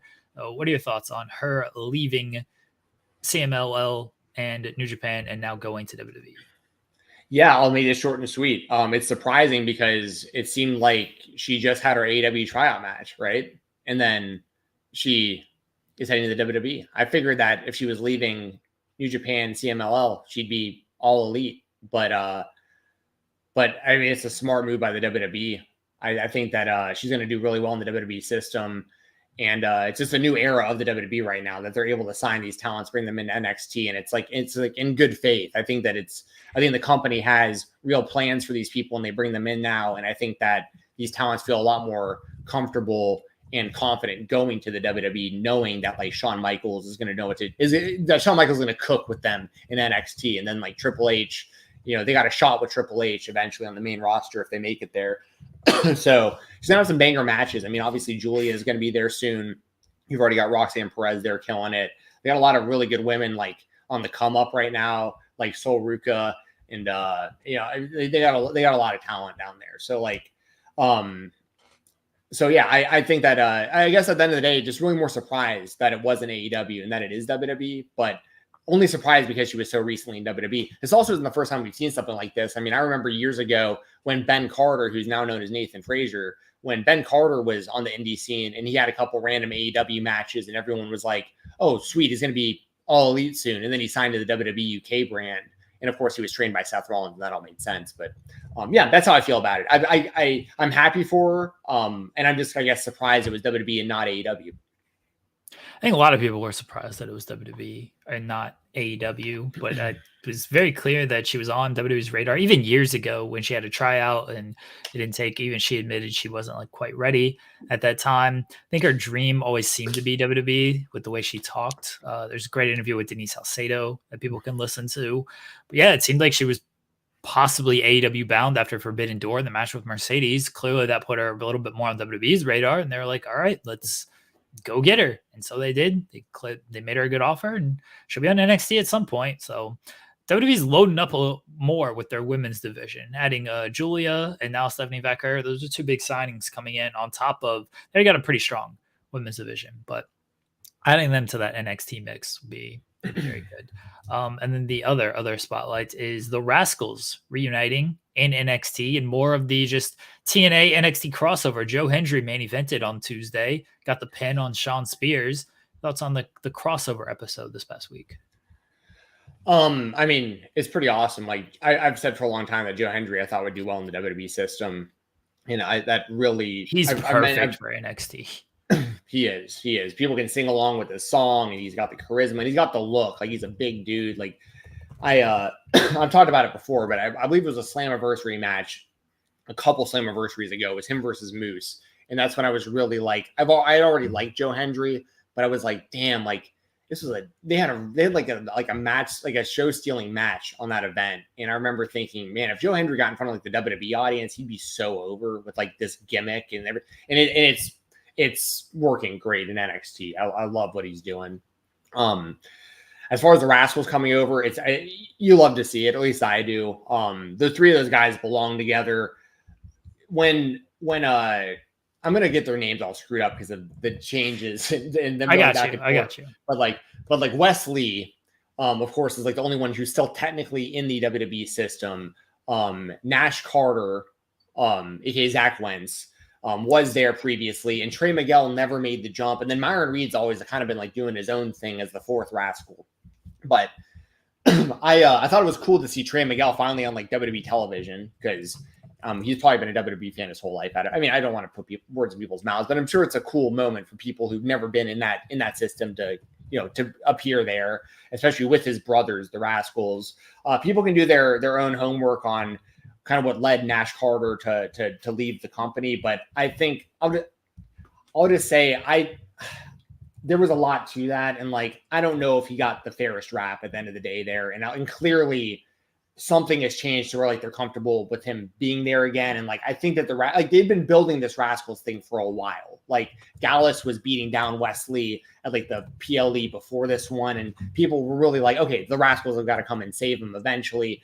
And we're getting that. I think it's badass. The Rascalz as a trio and as a quad, whenever they have Myron around, like they're some of the most entertaining guys in the world together. And I love their run together in Impact. I hope they get to do more going back and forth between Impact and NXT. So yeah, I'm very happy. And it was cool to see on social media, those guys were all just like so happy to be in the ring together again. And these like weird circumstances have kept them apart. Like whether it was Trey not coming over, whether it was Nash leaving, whether it was West staying or whatever, like they haven't been on the same page in a while. And I felt like they were all on the same page the first time in a long time on NXT. And it was cool to see. It was very, very good to see. I know like the Rascalz are heels in TNA. They're facing Zach Wentz is actually facing Charlie Dempsey on tonight's episode. And so the mixture there, Tommy Dreamer kind of talked about it of they can't, because Impact tapes far in advance, it's tough for them to like put in footage. Even if the show happened Tuesday, you might not see any of this NXT footage on tonight's episode. And I think that's a huge miss for TNA. Like, I don't know what they got to do to figure that out, but if you can't get footage from Tuesday to put into a Thursday episode, you got to figure something out there, because not being able to put footage of like Joe Hendry beating Sean Spears into an episode tonight to capitalize off of that, I don't know. That's a miss for TNA. For sure. You're right. You're 100% right about it. They should 1,000,000% do that. All right, Indie Spotlight. I'm going to give a big motherfucking shout out. I was at GCW this past weekend. It was a good show. I missed the first few matches. There were some issues getting into the venue, but we finally did get in.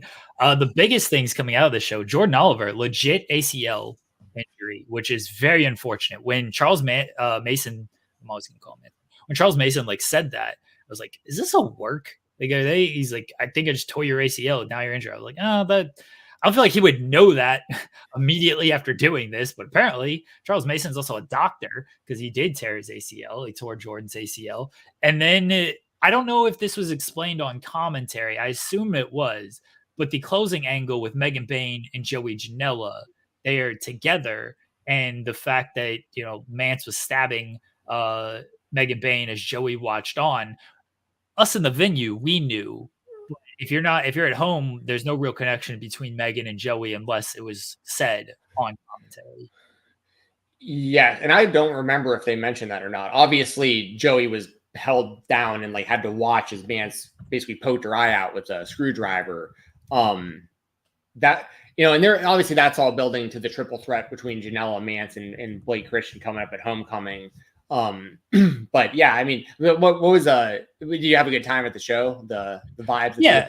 Yeah, it was a good time at the show. Hung out with some friends. Saw Cole afterwards. Always good seeing Cole. Talked to Jack Cartwheel afterwards. Always good seeing him. Hung out with a bunch of people from the Love Wrestling crew. Mike from Indeed was there, so hung out with him. Oh yeah, it was a good time. It was a good show overall, except Team IWS came out to not like us, and they cut it off before like the good portion of the song. So I had to, finish my own story on that. Oh, that's too bad. Well, and also, yeah, as you mentioned, I hope Jordan Oliver gets better soon. I saw that he put that that video up on X explaining that he actually is injured. So that's a bummer. Jordan's one of my favorites, but he'll come back better than ever. And eventually he will become the GCW World Champion. I'm confident of that. Also, just some quick stuff. If you guys want like full reviews of GCW Backyard Wrestling 6, Worst Behavior, and IWS versus GCW Scarred for Life, I did full reviews of all those shows over on the Weekender podcast or Fightful Select. But just really quickly, I will mention before I get out of here and clock in for the shoot job, Backyard Wrestling 6. I love those backyard wrestling shows. If you're not familiar, they literally put like trampolines around the ring and like above ground pools, and there's like cars parked all over. Yeah, it's great. And of course, because this is the 4th of July, I was feeling super, super American. I was very proud to be American. Brett Lauderdale, if you happen to see this, I was very proud to be American on the 4th of July. They put on a fantastic pyrotechnics and firework display before and after that show. Violent J was on commentary. So it was a great event. And the main event was Vampiro, who's better known as Facade, taking on Lucky 13, and Vampiro won the match after jumping off of a forklift. So pretty awesome stuff. I highly recommend checking that entire show out. And Jeremy was there live at Worst Behavior. Also, there was IWS versus GCW Scarred for Life. And this was a great event. This was out of Montreal.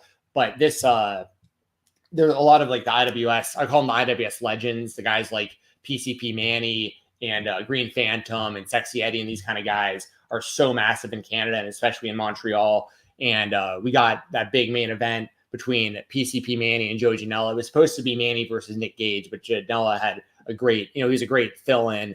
And Janela at one point did a flying elbow drop off of the top of a moving truck while smoking a cigarette through a table. Just legendary stuff. Yeah. It was. And Manny still wound up getting the win because it is PCP, crazy effing Manny. And also, this was a great show from top to bottom. Had a lot of great IWS and GCW talent mixed in throughout the whole show.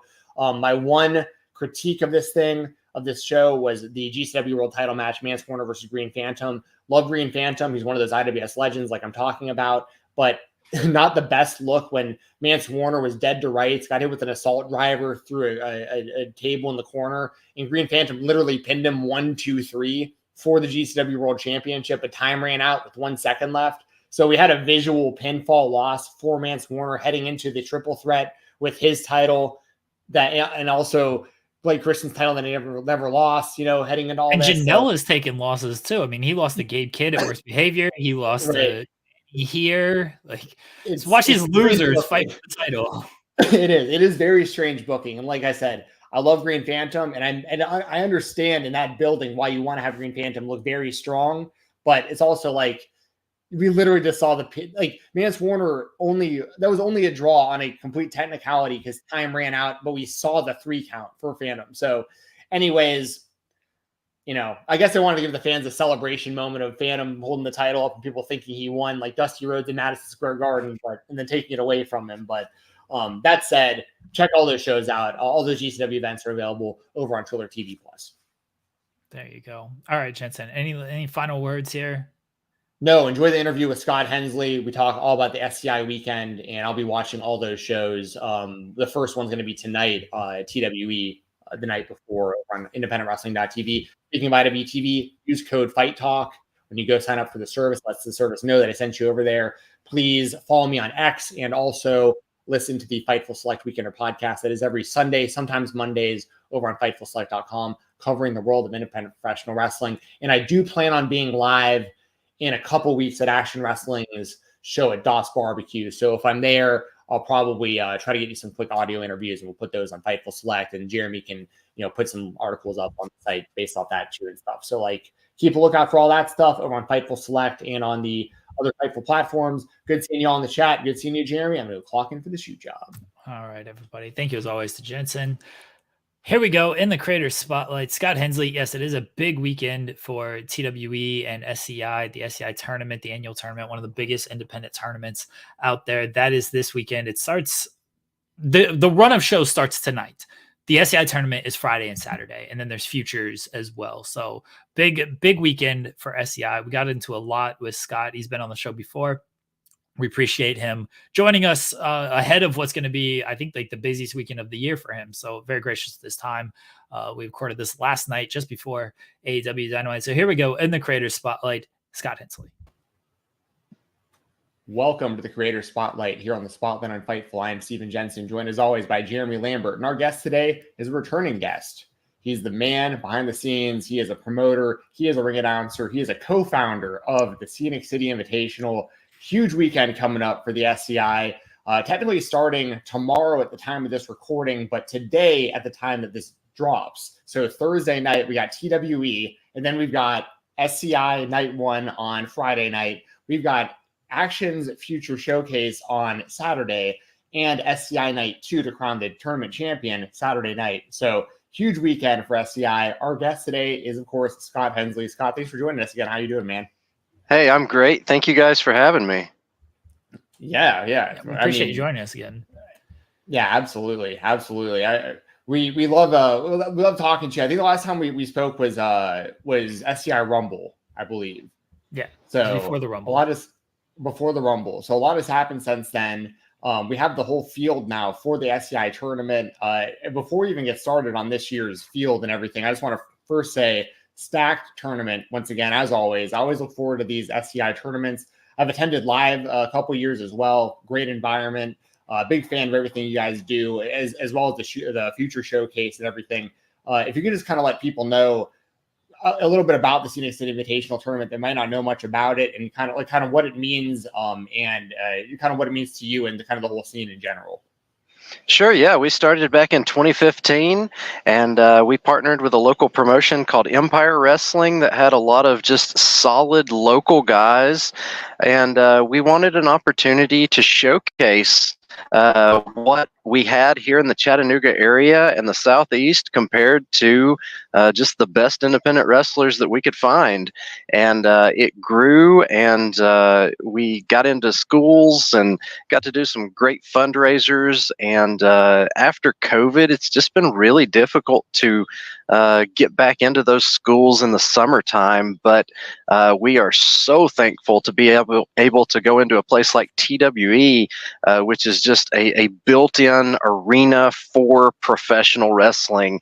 It has video screens, the music and the sound is great, the environment's great, not a bad seat in the house, but TWE has really grown a lot, and we are really fortunate to partner with them because they are absolutely killing it. Every 2 weeks, they have some of the best professional wrestlers in the world right here. So it's sort of raised the bar as to where we have to go now to try to make Scenic City Invitational feel more special than the weekly or bi-weekly TWE shows.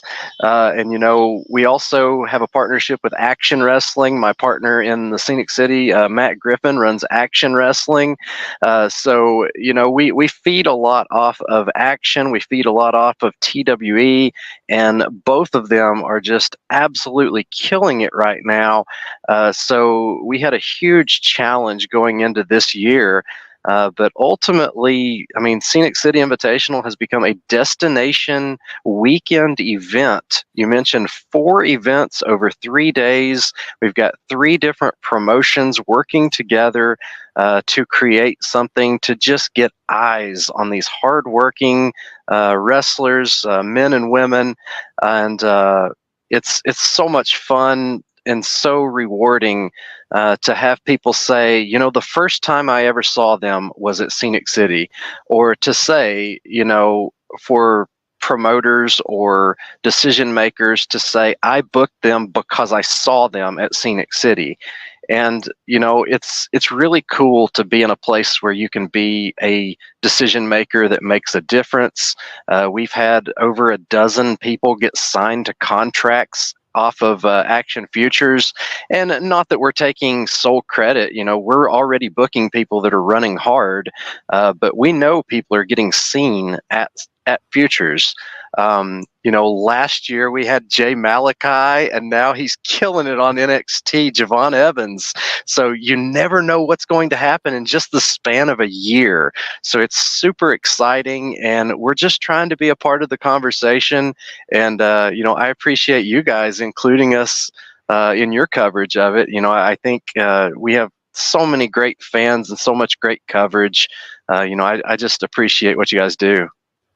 Oh yeah, we appreciate what you do, and I'm going to turn over to Jeremy for his first question here in a second. I just want to kind of lay the stage for people who, once again, may not be as familiar with SCI, or if you are a big SCI fan, you'll remember these moments as well. But just so you guys know the prestige level of these tournaments we're talking about, I'm just going to read off the winners since this tournament was founded in 2015. We have Jimmy Rave, Gunnar Miller, Matt Riddle, Joey Lynch, AC Mack, Dana McCabe, Jaden Newman, and Manders. I don't think I missed anybody in there, and we have to go back. I think I named everyone. And then on the future showcase side, we have Marco Stunt, we have Robert Martyr, we have Rachel Armstrong. Hope we're not missing anyone there either. I'm doing most one of this called Manders. Oh, of course, Manders, who won both tournaments, who won futures, and then went on to actually win the main tournament. So, I used to attend those trios tournaments you guys did as well. Those were a lot of fun too. But those that's a who's who right there of names that you guys all know that watch this show. People who I'm a big fan of, and so. Anyways, I just want to kind of lay the stage. All those names, those are all people who have won either the future showcase or the main tournament. And what they're doing now, just look all over the wrestling world. You know what I mean? So.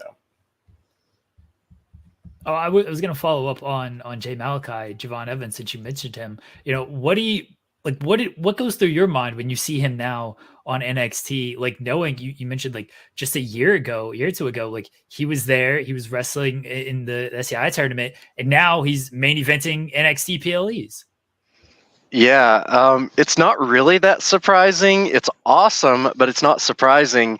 If you've ever seen him, I mean, he's not your prototypical, Randy Orton, John Cena, Hulk Hogan, big, brooding wrestler-looking guy from the 80s. He is a lean, just athletic machine. He got on my radar because he supposedly really impressed Arn Anderson at a seminar in North Carolina when he was like 15, 16, and everybody's like, hey, you got to check out this kid. He's amazing. And so, to see what he did and just to see the way he defies gravity and man, like I just thought about, trying to line up across from him, like on a football field, just the pure athleticism, if he's if he's a defensive end or defensive back or whatever, like you're never going to catch a pass with that guy on the field. Like I'm just amazed that he's not, some kind of NFL cornerback prospect kind of guy. Like WWE so smart to take him, and we were so fortunate to have him last year.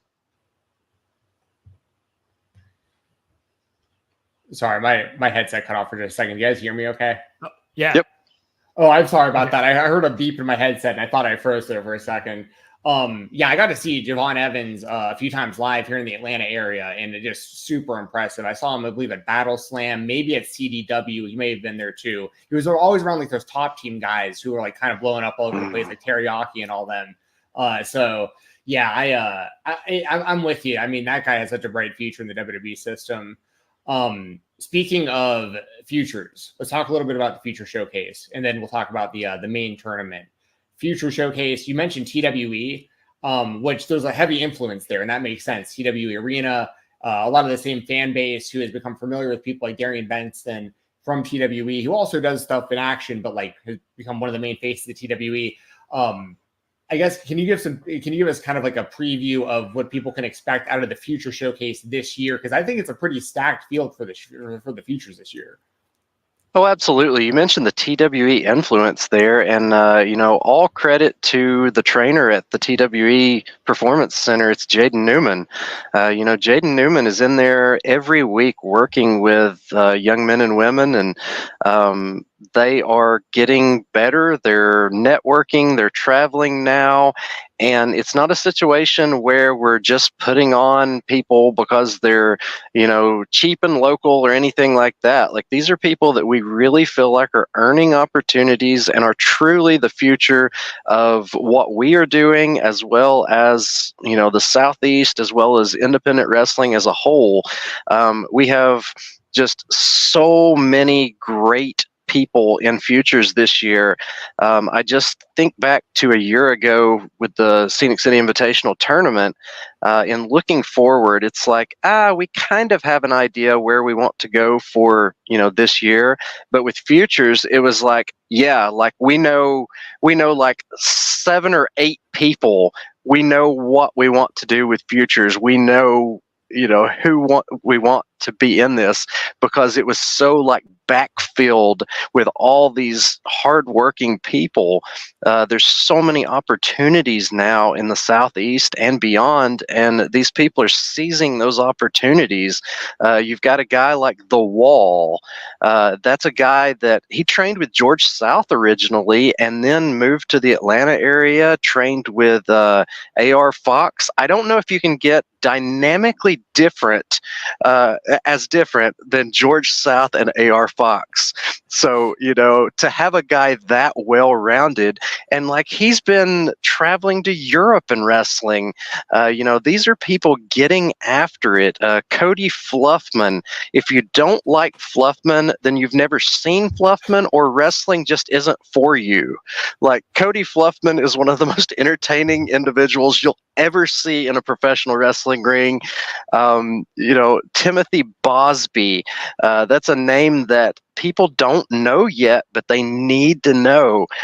Amateur background, Tennessee State wrestling champion at one point, and he said in an interview recently, it was actually his first wrestling interview, he said, so it's early on this guy. He said that he started amateur wrestling because he wanted the background to be a pro wrestler. These people are so talented, they're so motivated. Mackenzie Morgan, she just posted where she has a Ring of Honor match with Billy Starks now. We've got the TWE kids like Casey Owens, who you look at Casey and it's like, I don't know, like kind of not imposing, kind of not, not a huge guy. He's not going to do a 450, not super athletic looking, but then you see what he can do. And he's a ring general with like 2 years of experience. Jameson Shook, another super impressive young athletic guy, and just a great attitude. A-Game is a guy that's gotten some opportunities with MLW and just traveling. Dex Royal. Have you guys seen Dex Royal yet? Yes. My goodness, what a freakish athlete. And who would you even compare him to? Maybe a young Caprice Coleman? That's a good comparison, actually. Just the pure athleticism. And he also has personality.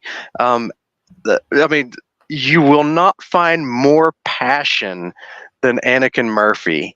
Anakin is just the most passionate guy in the locker room. He's going to make the drives. He's going to be there. And so we are so excited about futures this year. I looked back, and like half of the former futures participants end up being in our tournament. So it's definitely, it is the future. It's people that are going to sign contracts. It's people that are going to be a part of our tournament, a part of, the school fundraiser shows that we do. And we want to see them succeed. I tell them, we want to wave the flag for you guys, and we want you guys to wave the flag for us. So, man, futures. And we also had, we have Kaya McKenna and Alexis Littlefoot.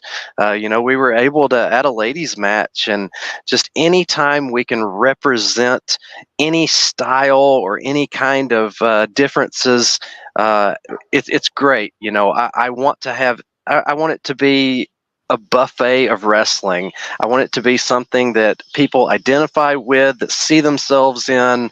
I want it to be something that, a little bit of something for everybody, but also I think like music festivals, come for the ones you already know, and then just learn a bunch of new favorites, get on board, learn these people, because they're going to be big deals and they need the support.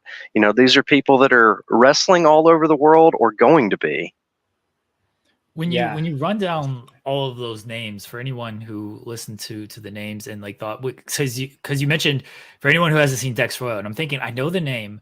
Where have I seen Dex Royal? And then I looked it up, and I'm like, oh, it's regular AIW. I go to AIW shows. I watch all the AIW shows. That's where I know Dex Royal. So even if the name doesn't catch you immediately, if you actually like look up on Cage Match or whatever, where you may have seen them, you've probably seen some of these names, even if you might not think that you have. And Dex Royal was the one that struck me of like, I know that, where, oh yeah, he was here.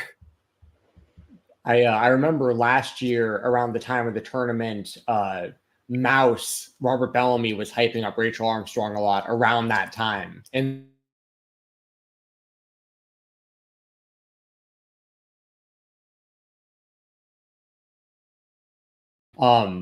speaking of big stars, you mentioned somebody that kind of ties into something I wanted to bring up. Kind of a good segue for this. You mentioned Jaden Newman. I've talked multiple times on this show about how back during, I believe it was the tournament that Matt Riddle won, I was talking to him as he was a fan in the crowd and he wanted to get into the tournament one day. And fast forward all these years, he's won the tournament. He helps, book behind the scenes with a lot of these companies we're talking about. He helps train the talent. We're using his building for these tournaments. And in that building, in the TW Arena, tomorrow night or tonight, when you guys are seeing this, he's got a match against Paul London. That's pretty nuts. I mean, if you want to kind of speak to just how, like, that's wild that that's happening in, Red Bank, Chattanooga area, like Paul London versus Jade Newman, this kid that y'all saw go from like a literal teenage kid to like the man he's become and like this worldwide traveler. Like, can you kind of speak to this, to Jaden, and then, kind of this matchup between himself and Paul London? This is just nuts. Yeah, Jaden is a kid that started when he was like 14 or 15, and he went to a local place with a longtime veteran, and the veteran was making him like bump on concrete and all kinds of crazy stuff, and he eventually just moved on to his own and had some area veterans that sort of moved in to help him train and get better, and his grandfather basically bought him TWE, and we were like, what's up with that? What's up with this, spoiled kid that, is just being handed everything? And then, there were growing pains there. There was maturing. There was a growing process of Jaden becoming a man, and Jaden becoming a professional wrestler, and Jaden becoming a respectable professional wrestler, and now to Jaden being one of the best professional wrestlers in the world. We never wanted to hand Jaden anything, and if you know Jaden's story, if you know his life, he hasn't been handed anything. He has hardships that he's overcome, and man, like, he impresses you every time he gets in the ring. He can do it all. If you go back and watch some of his action matches, where he's this like super obnoxious heel that's just making everybody hate him. He's holding up the number 1 and everybody else is chanting number 2. And, he had some comedy matches with Matt Sells down there at Action, but then he can step into the ring with like Jonathan Gresham and go hold for hold with Jonathan Gresham or Timothy Thatcher, or, he can get in there with high flyers, technicians. He is one of the most well-rounded wrestlers in the world, and man, we are so lucky to have him in the Scenic City, because he is not only growing himself, not only traveling out to Germany and the United Kingdom and all these Canada and different places, but he's training the next generation. And I think some people may be like, oh yeah, this kid's training people now, what's up with that? But he's 11 years in now.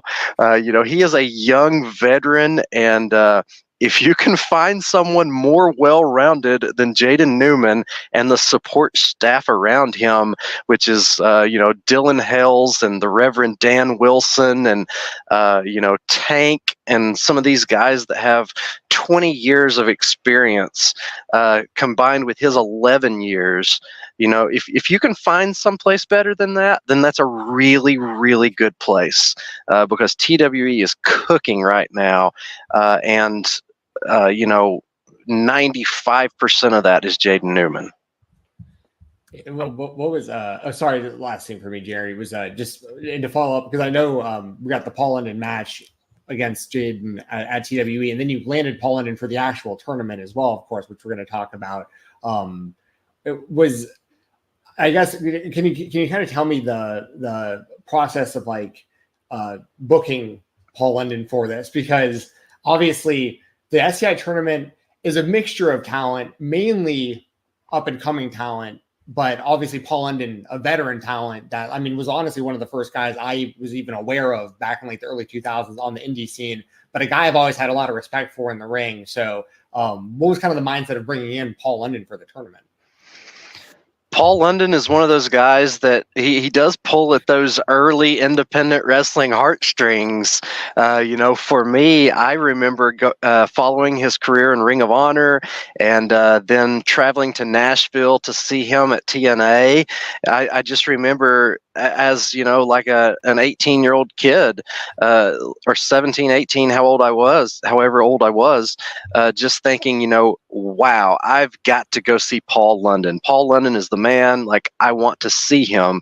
Then seeing the success he's had, and the longevity, and so we like to get interesting people for Scenic City.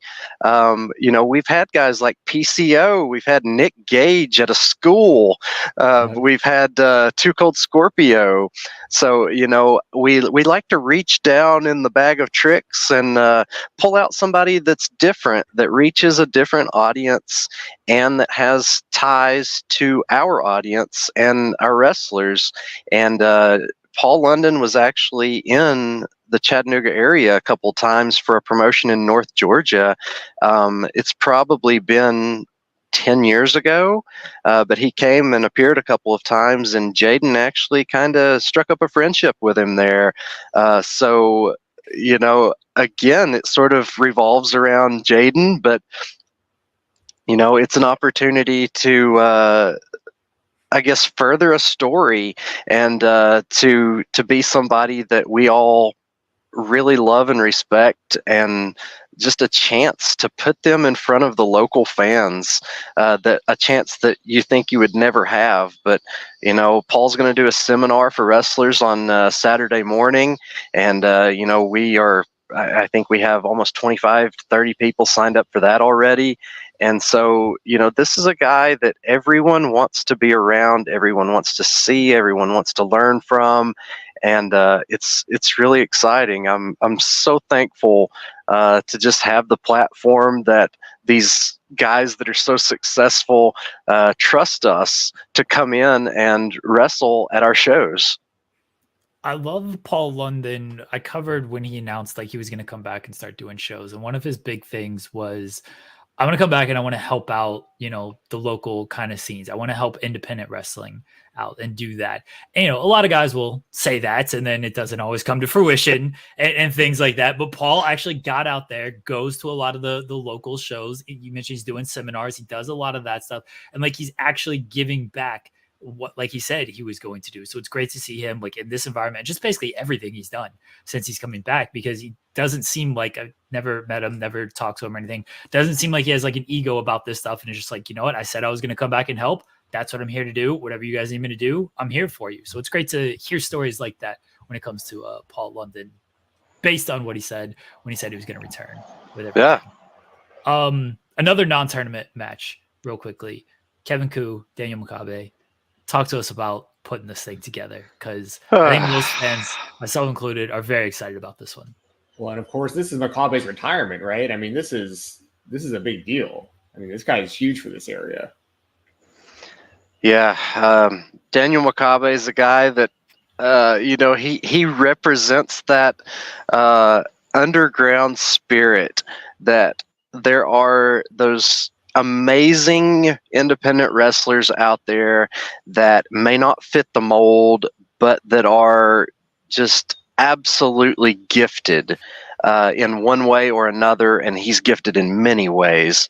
But he was a guy that we were able to give pretty cool opportunities to, and he comes in his first year and wins it all.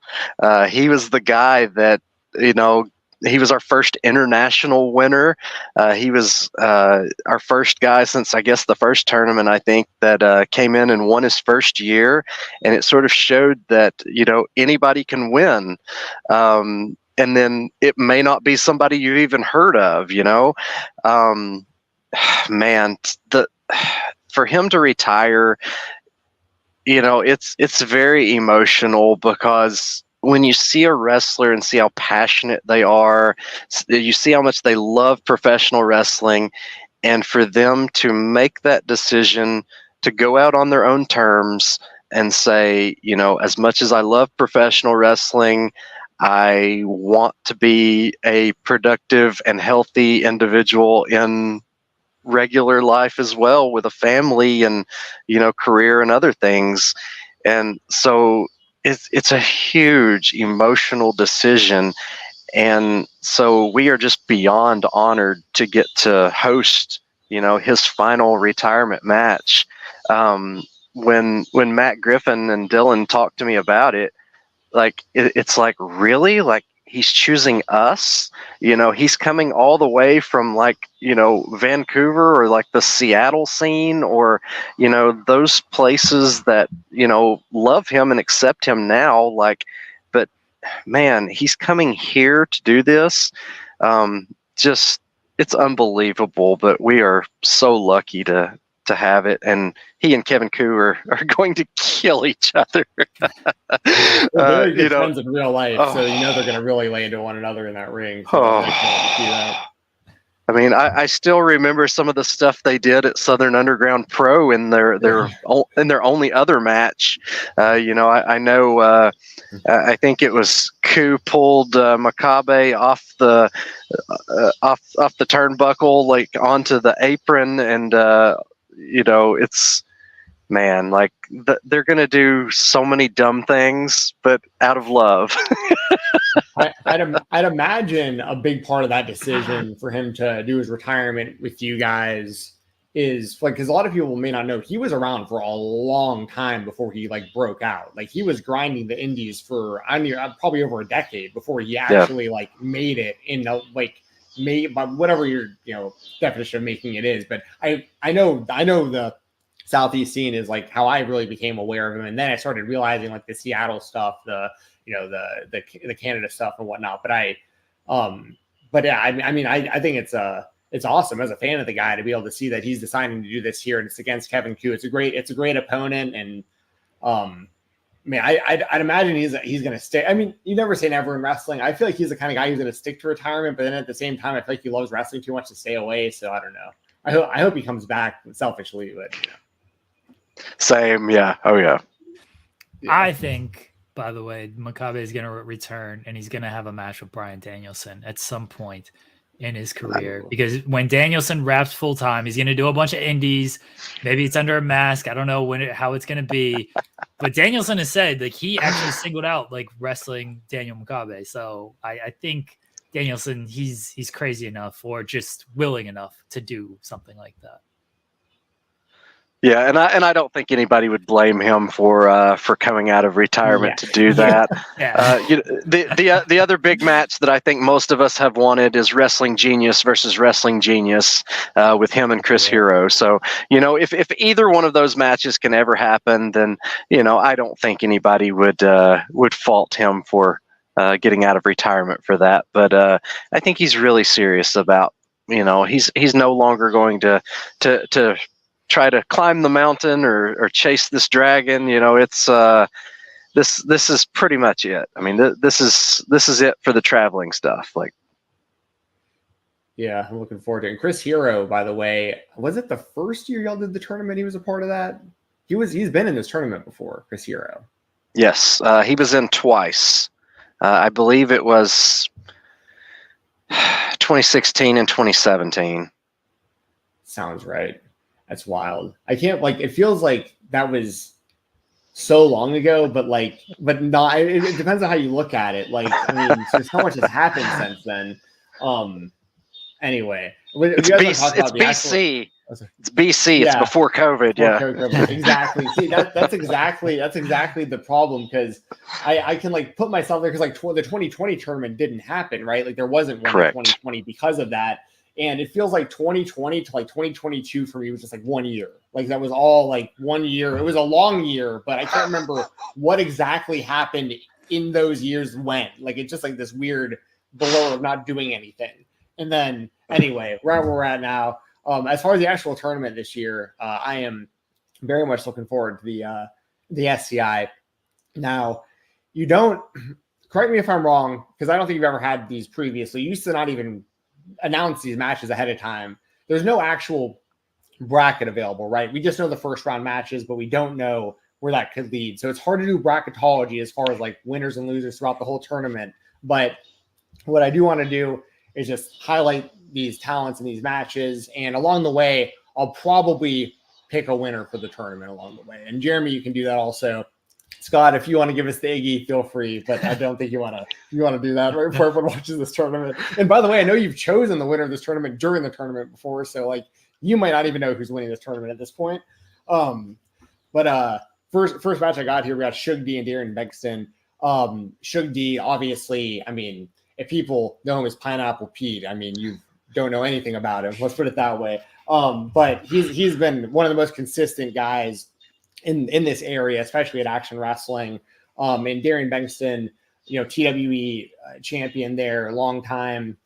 A guy who that TWE crossover with this tournament makes a lot of sense, as we talked about before, and someone who I feel like is going to really break out. His finisher is basically that. I don't know what he calls it, but it's Danielson does it, and that reminds me of it, like the running elbow to the head, like the running. You know what I'm talking about. Anyway, it's he's nice with it. I like how Darren hits his stuff. So anyway, Shug D and Darren Bexton. Man, I don't know. Do you want to? It's like I want to pick winners throughout this thing, but I also don't want to piss anyone off who listens to this, because I'm going to see all these people probably in a couple of weeks. I'll probably be at that action show at Doss Barbecue in Atlanta, so like most of this tournament will probably be there. Anyway, I'm going to pick my winner. I'm going to pick. Go for it. This is a biased pick because he's been on the show multiple times. I'm going with my man Matt Mikowski. That's who I'm picking to win this thing all the way. Okay, yep, all the way. That's a good pick. We'll get to Matt Mikowski here in a second. He's somebody who's definitely a front runner for me as well. I love Matt. But Bengtson and Shug D, anything you'd like to add to that, Scott, as far as like putting that one together? Yeah, I mean, it's two guys that can absolutely wrestle. People forget that Shug D can wrestle because he runs his mouth a lot, and you know he's been saying for the last year, you know, the only competitor to ever be undefeated in the Scenic City Invitational, and it's like, technically yes, like he went to a draw with Jaden Newman last year, so it's not that he's ever won a match, it's just that he hasn't technically lost a match either. So, you know, he's a guy that, you know, he plays those head games, but he's a world-class wrestler also. And as is Darren Bexton. You know, Bexton, like you mentioned, TWE champion, just what a representative he has been and is for TWE, and just every place he goes, you know, now he's down at Action, shining bright. You know, I told somebody, if you had to do comparisons, which wrestlers hate, but you know, I said if you combine like Dean Malenko and Jeff Hardy, then it's like Darren Bexton. Like he's a charismatic technician. Like it's so unusual and crazy to see, but he comes out and, you know, is just doing all these crazy holds, and everyone's attention is just firmly locked in. You mentioned Paul London and Jaden Newman on Thursday night, but it's actually a double main event because Daniel Makabe is giving Darren Bexton another match on Thursday as well for TWE. So, you know, I mentioned also that they set the bar higher and higher, and gosh, they do that that with that night before event every year. You know, Dylan Hells and Dan and Jaden and that team, like we have a friendly rivalry. You know, we want to have the best matches and the best show of the weekend, and they hold our feet to the fire over that. Like they are killing it with that. Yes, yeah, absolutely. And next one we got Tank versus Mad Dog Connolly. Tank, I mean, absolute legend. I actually saw his retirement match live like 6-7 years ago, whatever it was. But I'm glad he did. It was a short hiatus, but I'm glad he's been back going strong ever since. But Tank, you know, if you don't know about Tank, like I don't know what to tell you. I mean, absolute legend. And then Mad Dog Connolly really had a breakout recently. Oh, man. I mean, massive breakout recently, which I believe when we talked last, you had maybe just recently announced he was going to be in the tournament due to like kind of the shine he was getting at the time. Anyways, this is going to be, I mean, when I look at this tournament, that one stands out as like, this match is going to be different than all the other matches. And I'm looking forward to that. What was the mindset? I mean, it feels pretty obvious to put these two against each other in this one. Yeah, it's two guys that you look at and it's like, wow, wrestlers are just a different kind of people. Like, I mean, those guys, like, it's nothing to them to get punched in the face. It's nothing to them to just be bleeding.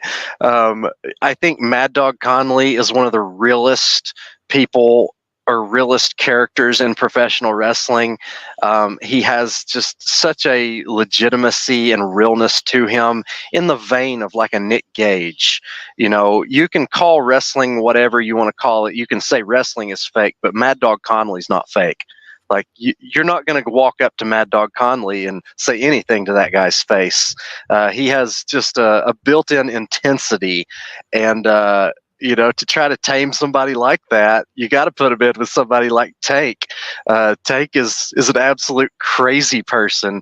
I watched him and Corporal Robinson years ago at a deathmatch tournament, and Corporal Robinson was punching Tank in the forehead just as hard as he could, and Tank is going harder, harder, harder, and it's like, you are an insane person. Like, and his head was all puffy and bleeding and stuff. And it's like, these guys are from a different planet. But like you mentioned, Tank being just an absolute legend, and just, if you don't know about Tank, like he wrestled the end of the Territory era guys like Terry Gordy and Abdullah the Butcher and Gypsy Joe and Demolition Axe or Superstar Bill Eadie, and then he wrestled the who's who of independent wrestling with like AJ Styles, Seth Rollins, Claudio, Samoa Joe, and recently like Matt Riddle, Timothy Thatcher.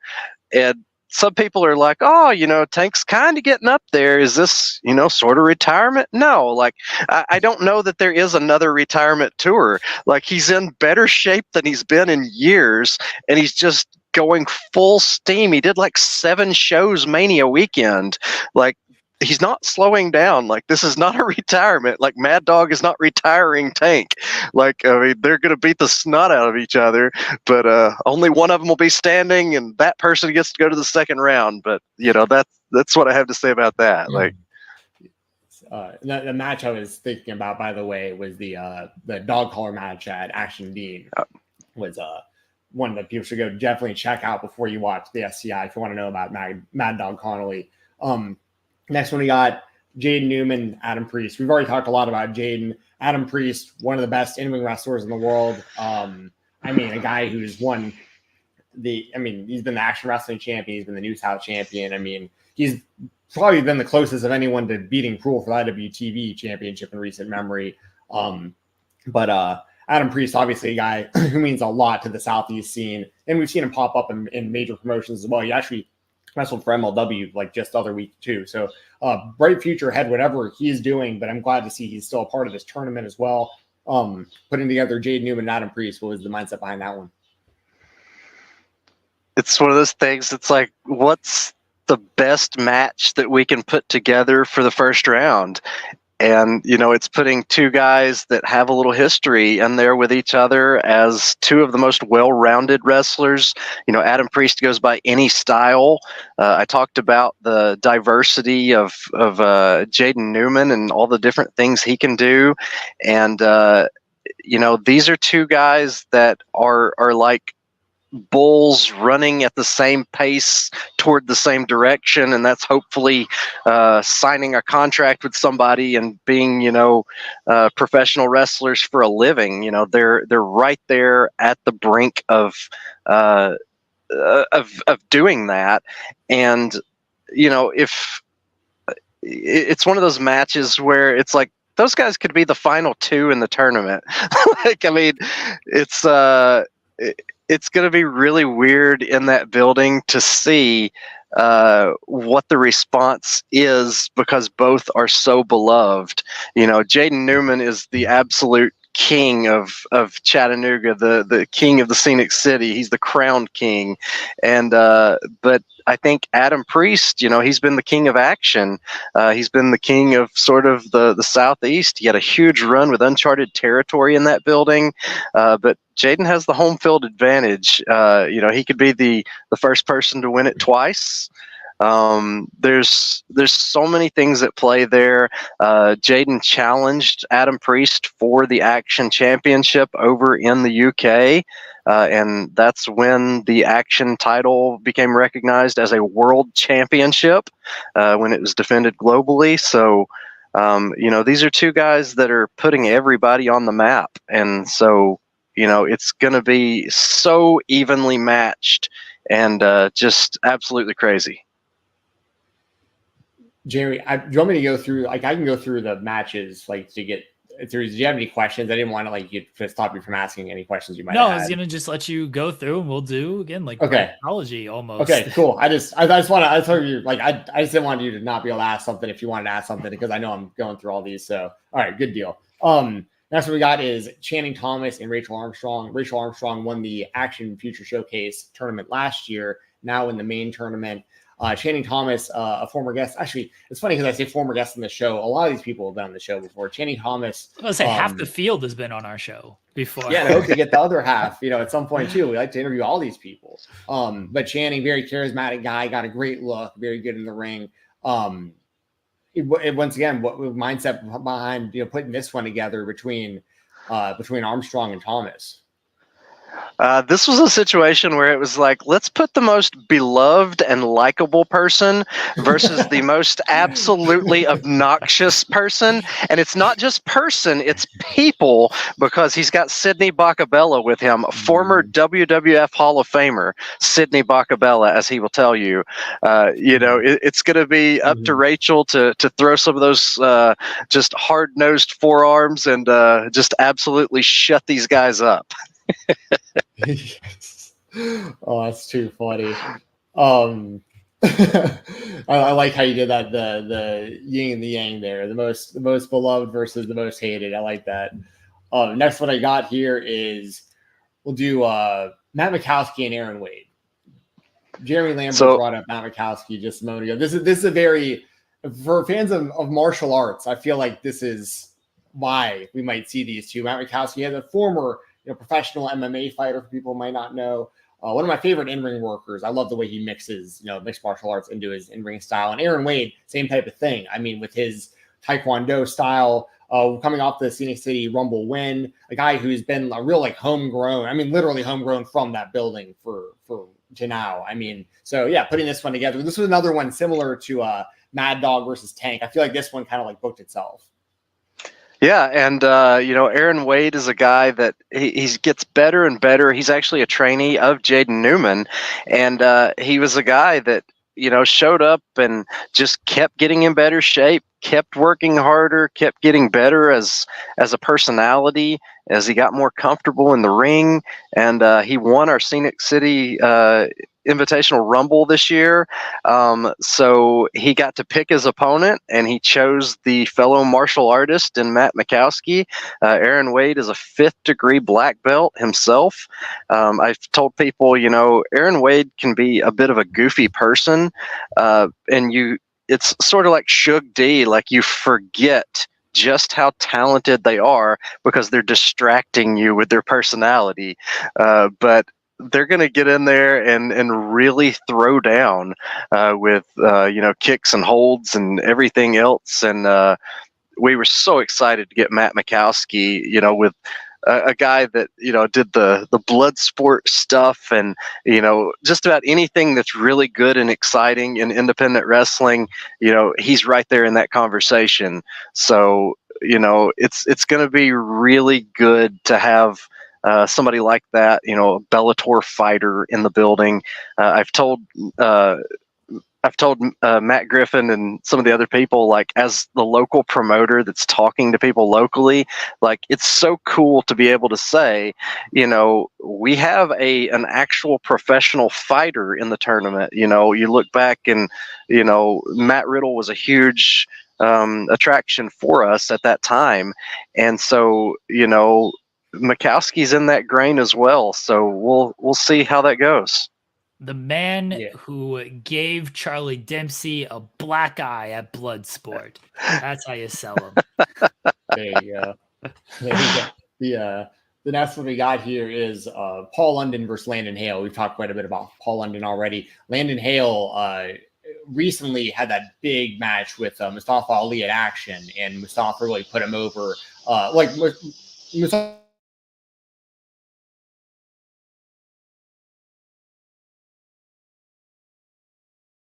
And Landon's a guy who's been good for a very long time. Like, in-ring work is very, very sound. Like, who am I to critique people's in-ring work? For somebody who watches a lot of independent wrestling, I've always thought Landon Hale was very talented. But never hasn't really broken out yet to the level that I think he definitely could. He has still got a ton of potential. For this one, to me, once again, almost books itself, because it's like Landon Hale just had this big match with, X Division style Mustafa Ali for the X Division championship. Paul London, X Division type legend guy. Was that kind of why you did this one? Because stylistically, I feel like this is going to be a great matchup. Oh yeah, absolutely. Anytime you get a huge star into your promotion or for us into our tournament, we want to throw people at them that we feel like have the most potential. We want to squeeze the most out of these appearances as possible. And it's not like it would be wasted on anyone else, but stylistically, it's just a fit. As a kid that grew up watching and loving the X Division, like Landon Hale, my goodness, he can do it all. Talk about a guy that's also well-rounded. He trained with Robert Gibson of the Rock and Roll Express, going to be very old school, hold-based, but, the Rock and Roll Express was very innovative with a lot of their offense back in the day, with some of the high-flying things that we would sort of just shrug at now, but was very entertaining then, and those guys are still going today. But then also, he did do some training with AR Fox also. I don't know if that's like official training or just some drop-ins, but Landon's a guy that really can do it all, and he's a legitimate doctor. He's a chiropractor. And so he's just like the most interesting man in the world. Yeah, I actually need to hit him up for some chiropractic work. I've been watching a lot of these videos on YouTube lately of people getting adjusted, and I've been kind of stiff and stuff, and so you just reminded me. But yeah, I'm looking forward to that one. Next one we got here, we got Manders, who won the tournament last year, trying to run it back to back, taking on TJ Crawford, another super talented dude that I've known mainly recently from Beyond Wrestling, Wrestling Open. Manders is a guy who I watched kind of come from, people knew of him, kind of from the, I guess the Midwest and whatnot beforehand, or wherever, I guess wherever, the Corn Belt Cowboy. I remember him coming into Southern Underground Pro as a protege of Teddy King and JV Newman back then. So that's a real throwback for some people. But Manders has really had a come up in those years. And not just in the Southeast, but all over the world. And a part of the second year crew at GCW and all that stuff too. So we got Manders on one side, TJ Crawford on the other. Give us kind of your breakdown on this one. And do you think Manders got a shot at actually going back to back? Because that would be a humongous feat. Yeah, I mean, it's going to happen at some point. Someone will win more than once. Some of these guys are not just the best wrestler in our tournament one year. Manders is a guy that's still on the rise. He's about to go to Japan with GCW, and he's just really coming into his own and feels like a main event guy. He feels like that guy that you can strap the whole company to the back of because of his experience, because of his background, and just the way that he carries himself, and just the way that he kills people in the ring. But he's going to really have a battle with TJ Crawford. I've told people, like, I look at TJ as kind of like the Northeastern Adam Priest. Like, I think TJ is a guy that has a lot of tools. I think he's a very talented striker and flyer and technician, and this is going to be. I think it's going to be really brutal. I think they're going to probably chop the skin off of each other, and it should probably be sponsored by hamburger meat. Yeah, I'm looking forward to that as well. The last one we got here, I think this is the last match. I don't think I've missed any along the way. We got Rob Killjoy versus Rico Gonzalez. Rob Killjoy, dude, I have always loved Ugly Ducklings. So, like, anything that he's got going on, I'm a fan of. And Rico Gonzalez has become one of the most beloved wrestlers on the scene. Like, everywhere you go, people love Rico. He's super talented. I give him a lot of credit for, like, going for it. And what I mean by that is, like, some of the stuff he does is very sketch. Like, as far as, like, some of the moves he decides to do, I'm like, oh my God, you're gonna hurt yourself. So it was like watching Billy Starks coming up on the industry. It's like, Billy, what are you doing? What are you doing? But Rico, I give him so much credit because he's so innovative. Like, he's thinking of new ways to do stuff. And, people know, so I'll just mention it. Like, he had that big match with AC Mack, the two of them obviously very close with one another. It kind of feels like once AC kind of stepped aside, Rico, like, kind of took, like, that, he started to shine, it kind of felt like. And that's not to say he was, like, in the shadow of AC Mack, or that AC was trying to do that by any stretch of the imagination, but AC Mack was the man in this scene for a long time. And with him not around, it feels like Rico got his spot for, like, it just kind of, and I feel like that's the way AC would want it. He passed the torch over. Rico and Rob Killjoy, two guys that mean a lot to this area that I've, just got to watch year after year get better and better. The mindset between this one getting put together. Yeah, they had some clashes back at Uncharted Territory, and it's like you mentioned just the creativity that both of them have and the innovation. It's like, let's put them together and just see what they come up with. Like, they're both so creative, so athletic, so talented, and so likable. I like a good polarizing match with a really hateable person and a really likable person. But I think sometimes people just respect good wrestlers, and you put two really good, likable wrestlers together, and it's going to be great. They have that history together. Rob Killjoy's a guy that, he pours so much into wrestlers. Sorry, there's a really loud truck going by. Okay. Man. Oh, man. But, he pours a lot into young wrestlers out in the Carolinas. He's somebody that, he may be the most talented veteran of the Southeast that we haven't been able to feature yet. And so to have him in is just an absolute compliment to what we do. And to have a guy like Rico Gonzalez, who is clearly still on the rise. Somebody pointed out that, if Rico wins, I don't think it's a secret that he's now married to AC Mack. So he could be part of the first ever couple to win the Scenic City Invitational, which is really cool to think about. Imagine, that would be the best opening if AC wanted to come back. The power trip they would have as winners of this tournament, making people hold up their trophies and their title belts while they get the end. You've been a part of that, I know. Oh man. Man, well, As we kind of wrap this up, let me give you all a prediction. So I'm going to say my tournament, if I had to put an odds-on favorite on this thing, if there was a money line on this, I think Adam Priest would be the favorite, just based on the experience, what he's done in the area. I think Adam Priest would be the favorite. Manders is the reigning, defending SCI champion. He is. I know he is, and I have love and respect. I got love and respect for Manders. Nothing against Manders, but also no one's ever won it twice. You know, it's a tough thing to do. So I think Adam Priest is the favorite.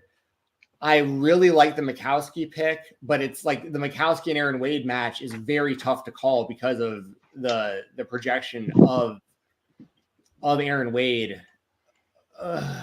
It's tough. And then my dark horse is Darian Bengston.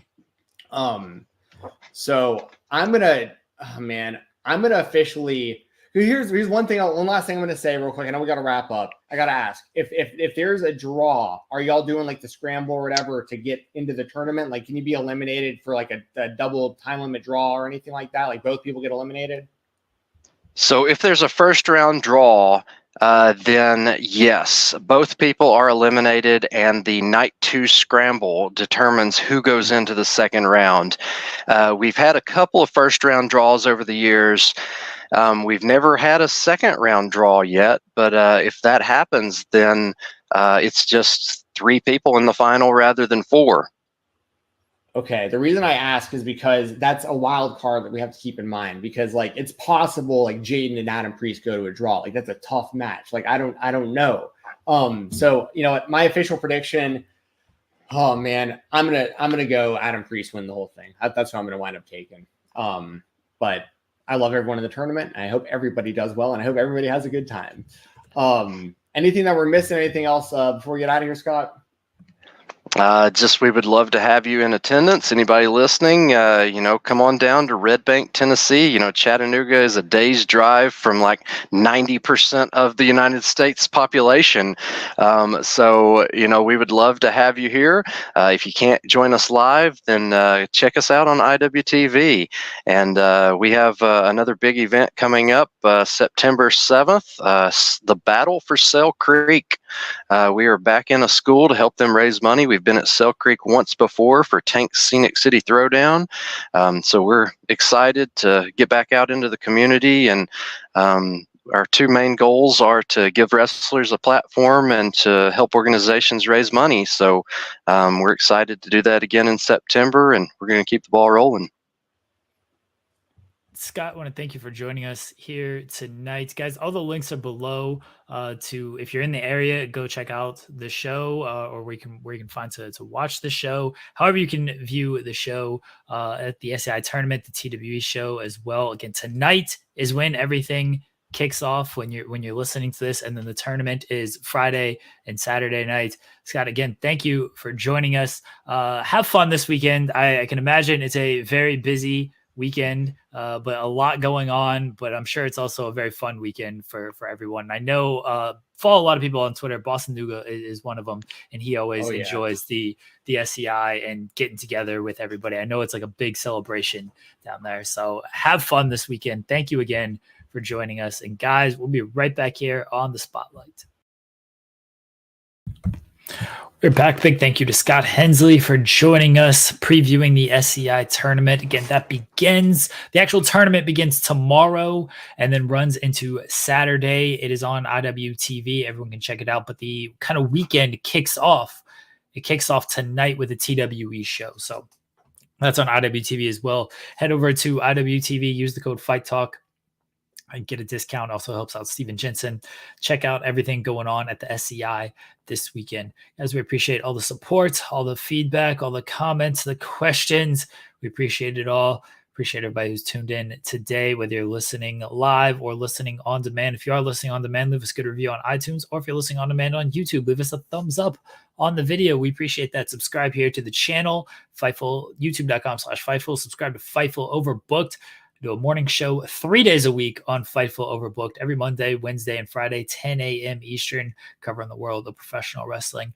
We'll be back next week with a brand new episode of The Spotlight. Myself and Stephen Jensen covering everything going on from the fallout from AEW Dynamite, whatever happens to tomorrow night on SmackDown, whatever happens on Monday Night Raw. It's a big Dynamite next week. I'm sure we'll have plenty to talk about there. So we'll be back next week on The Spotlight here. Guys, thank you, everybody. Enjoy your weekend. No major events this weekend. Slammiversary is next weekend. It's a taped episode of Collision, if that matters to people. So it was a big wrestling weekend this past weekend. 2 weekends ago was Forbidden Door. That was a big weekend as well. So, if you're able to enjoy some time away from the world of wrestling, get out, stretch some legs, touch some grass, as the kids like to say, enjoy that. Whatever you do this weekend, hopefully you enjoy doing it. You have fun doing it. Live your life how you would like to. We'll talk to everybody next Thursday. Bye, everybody.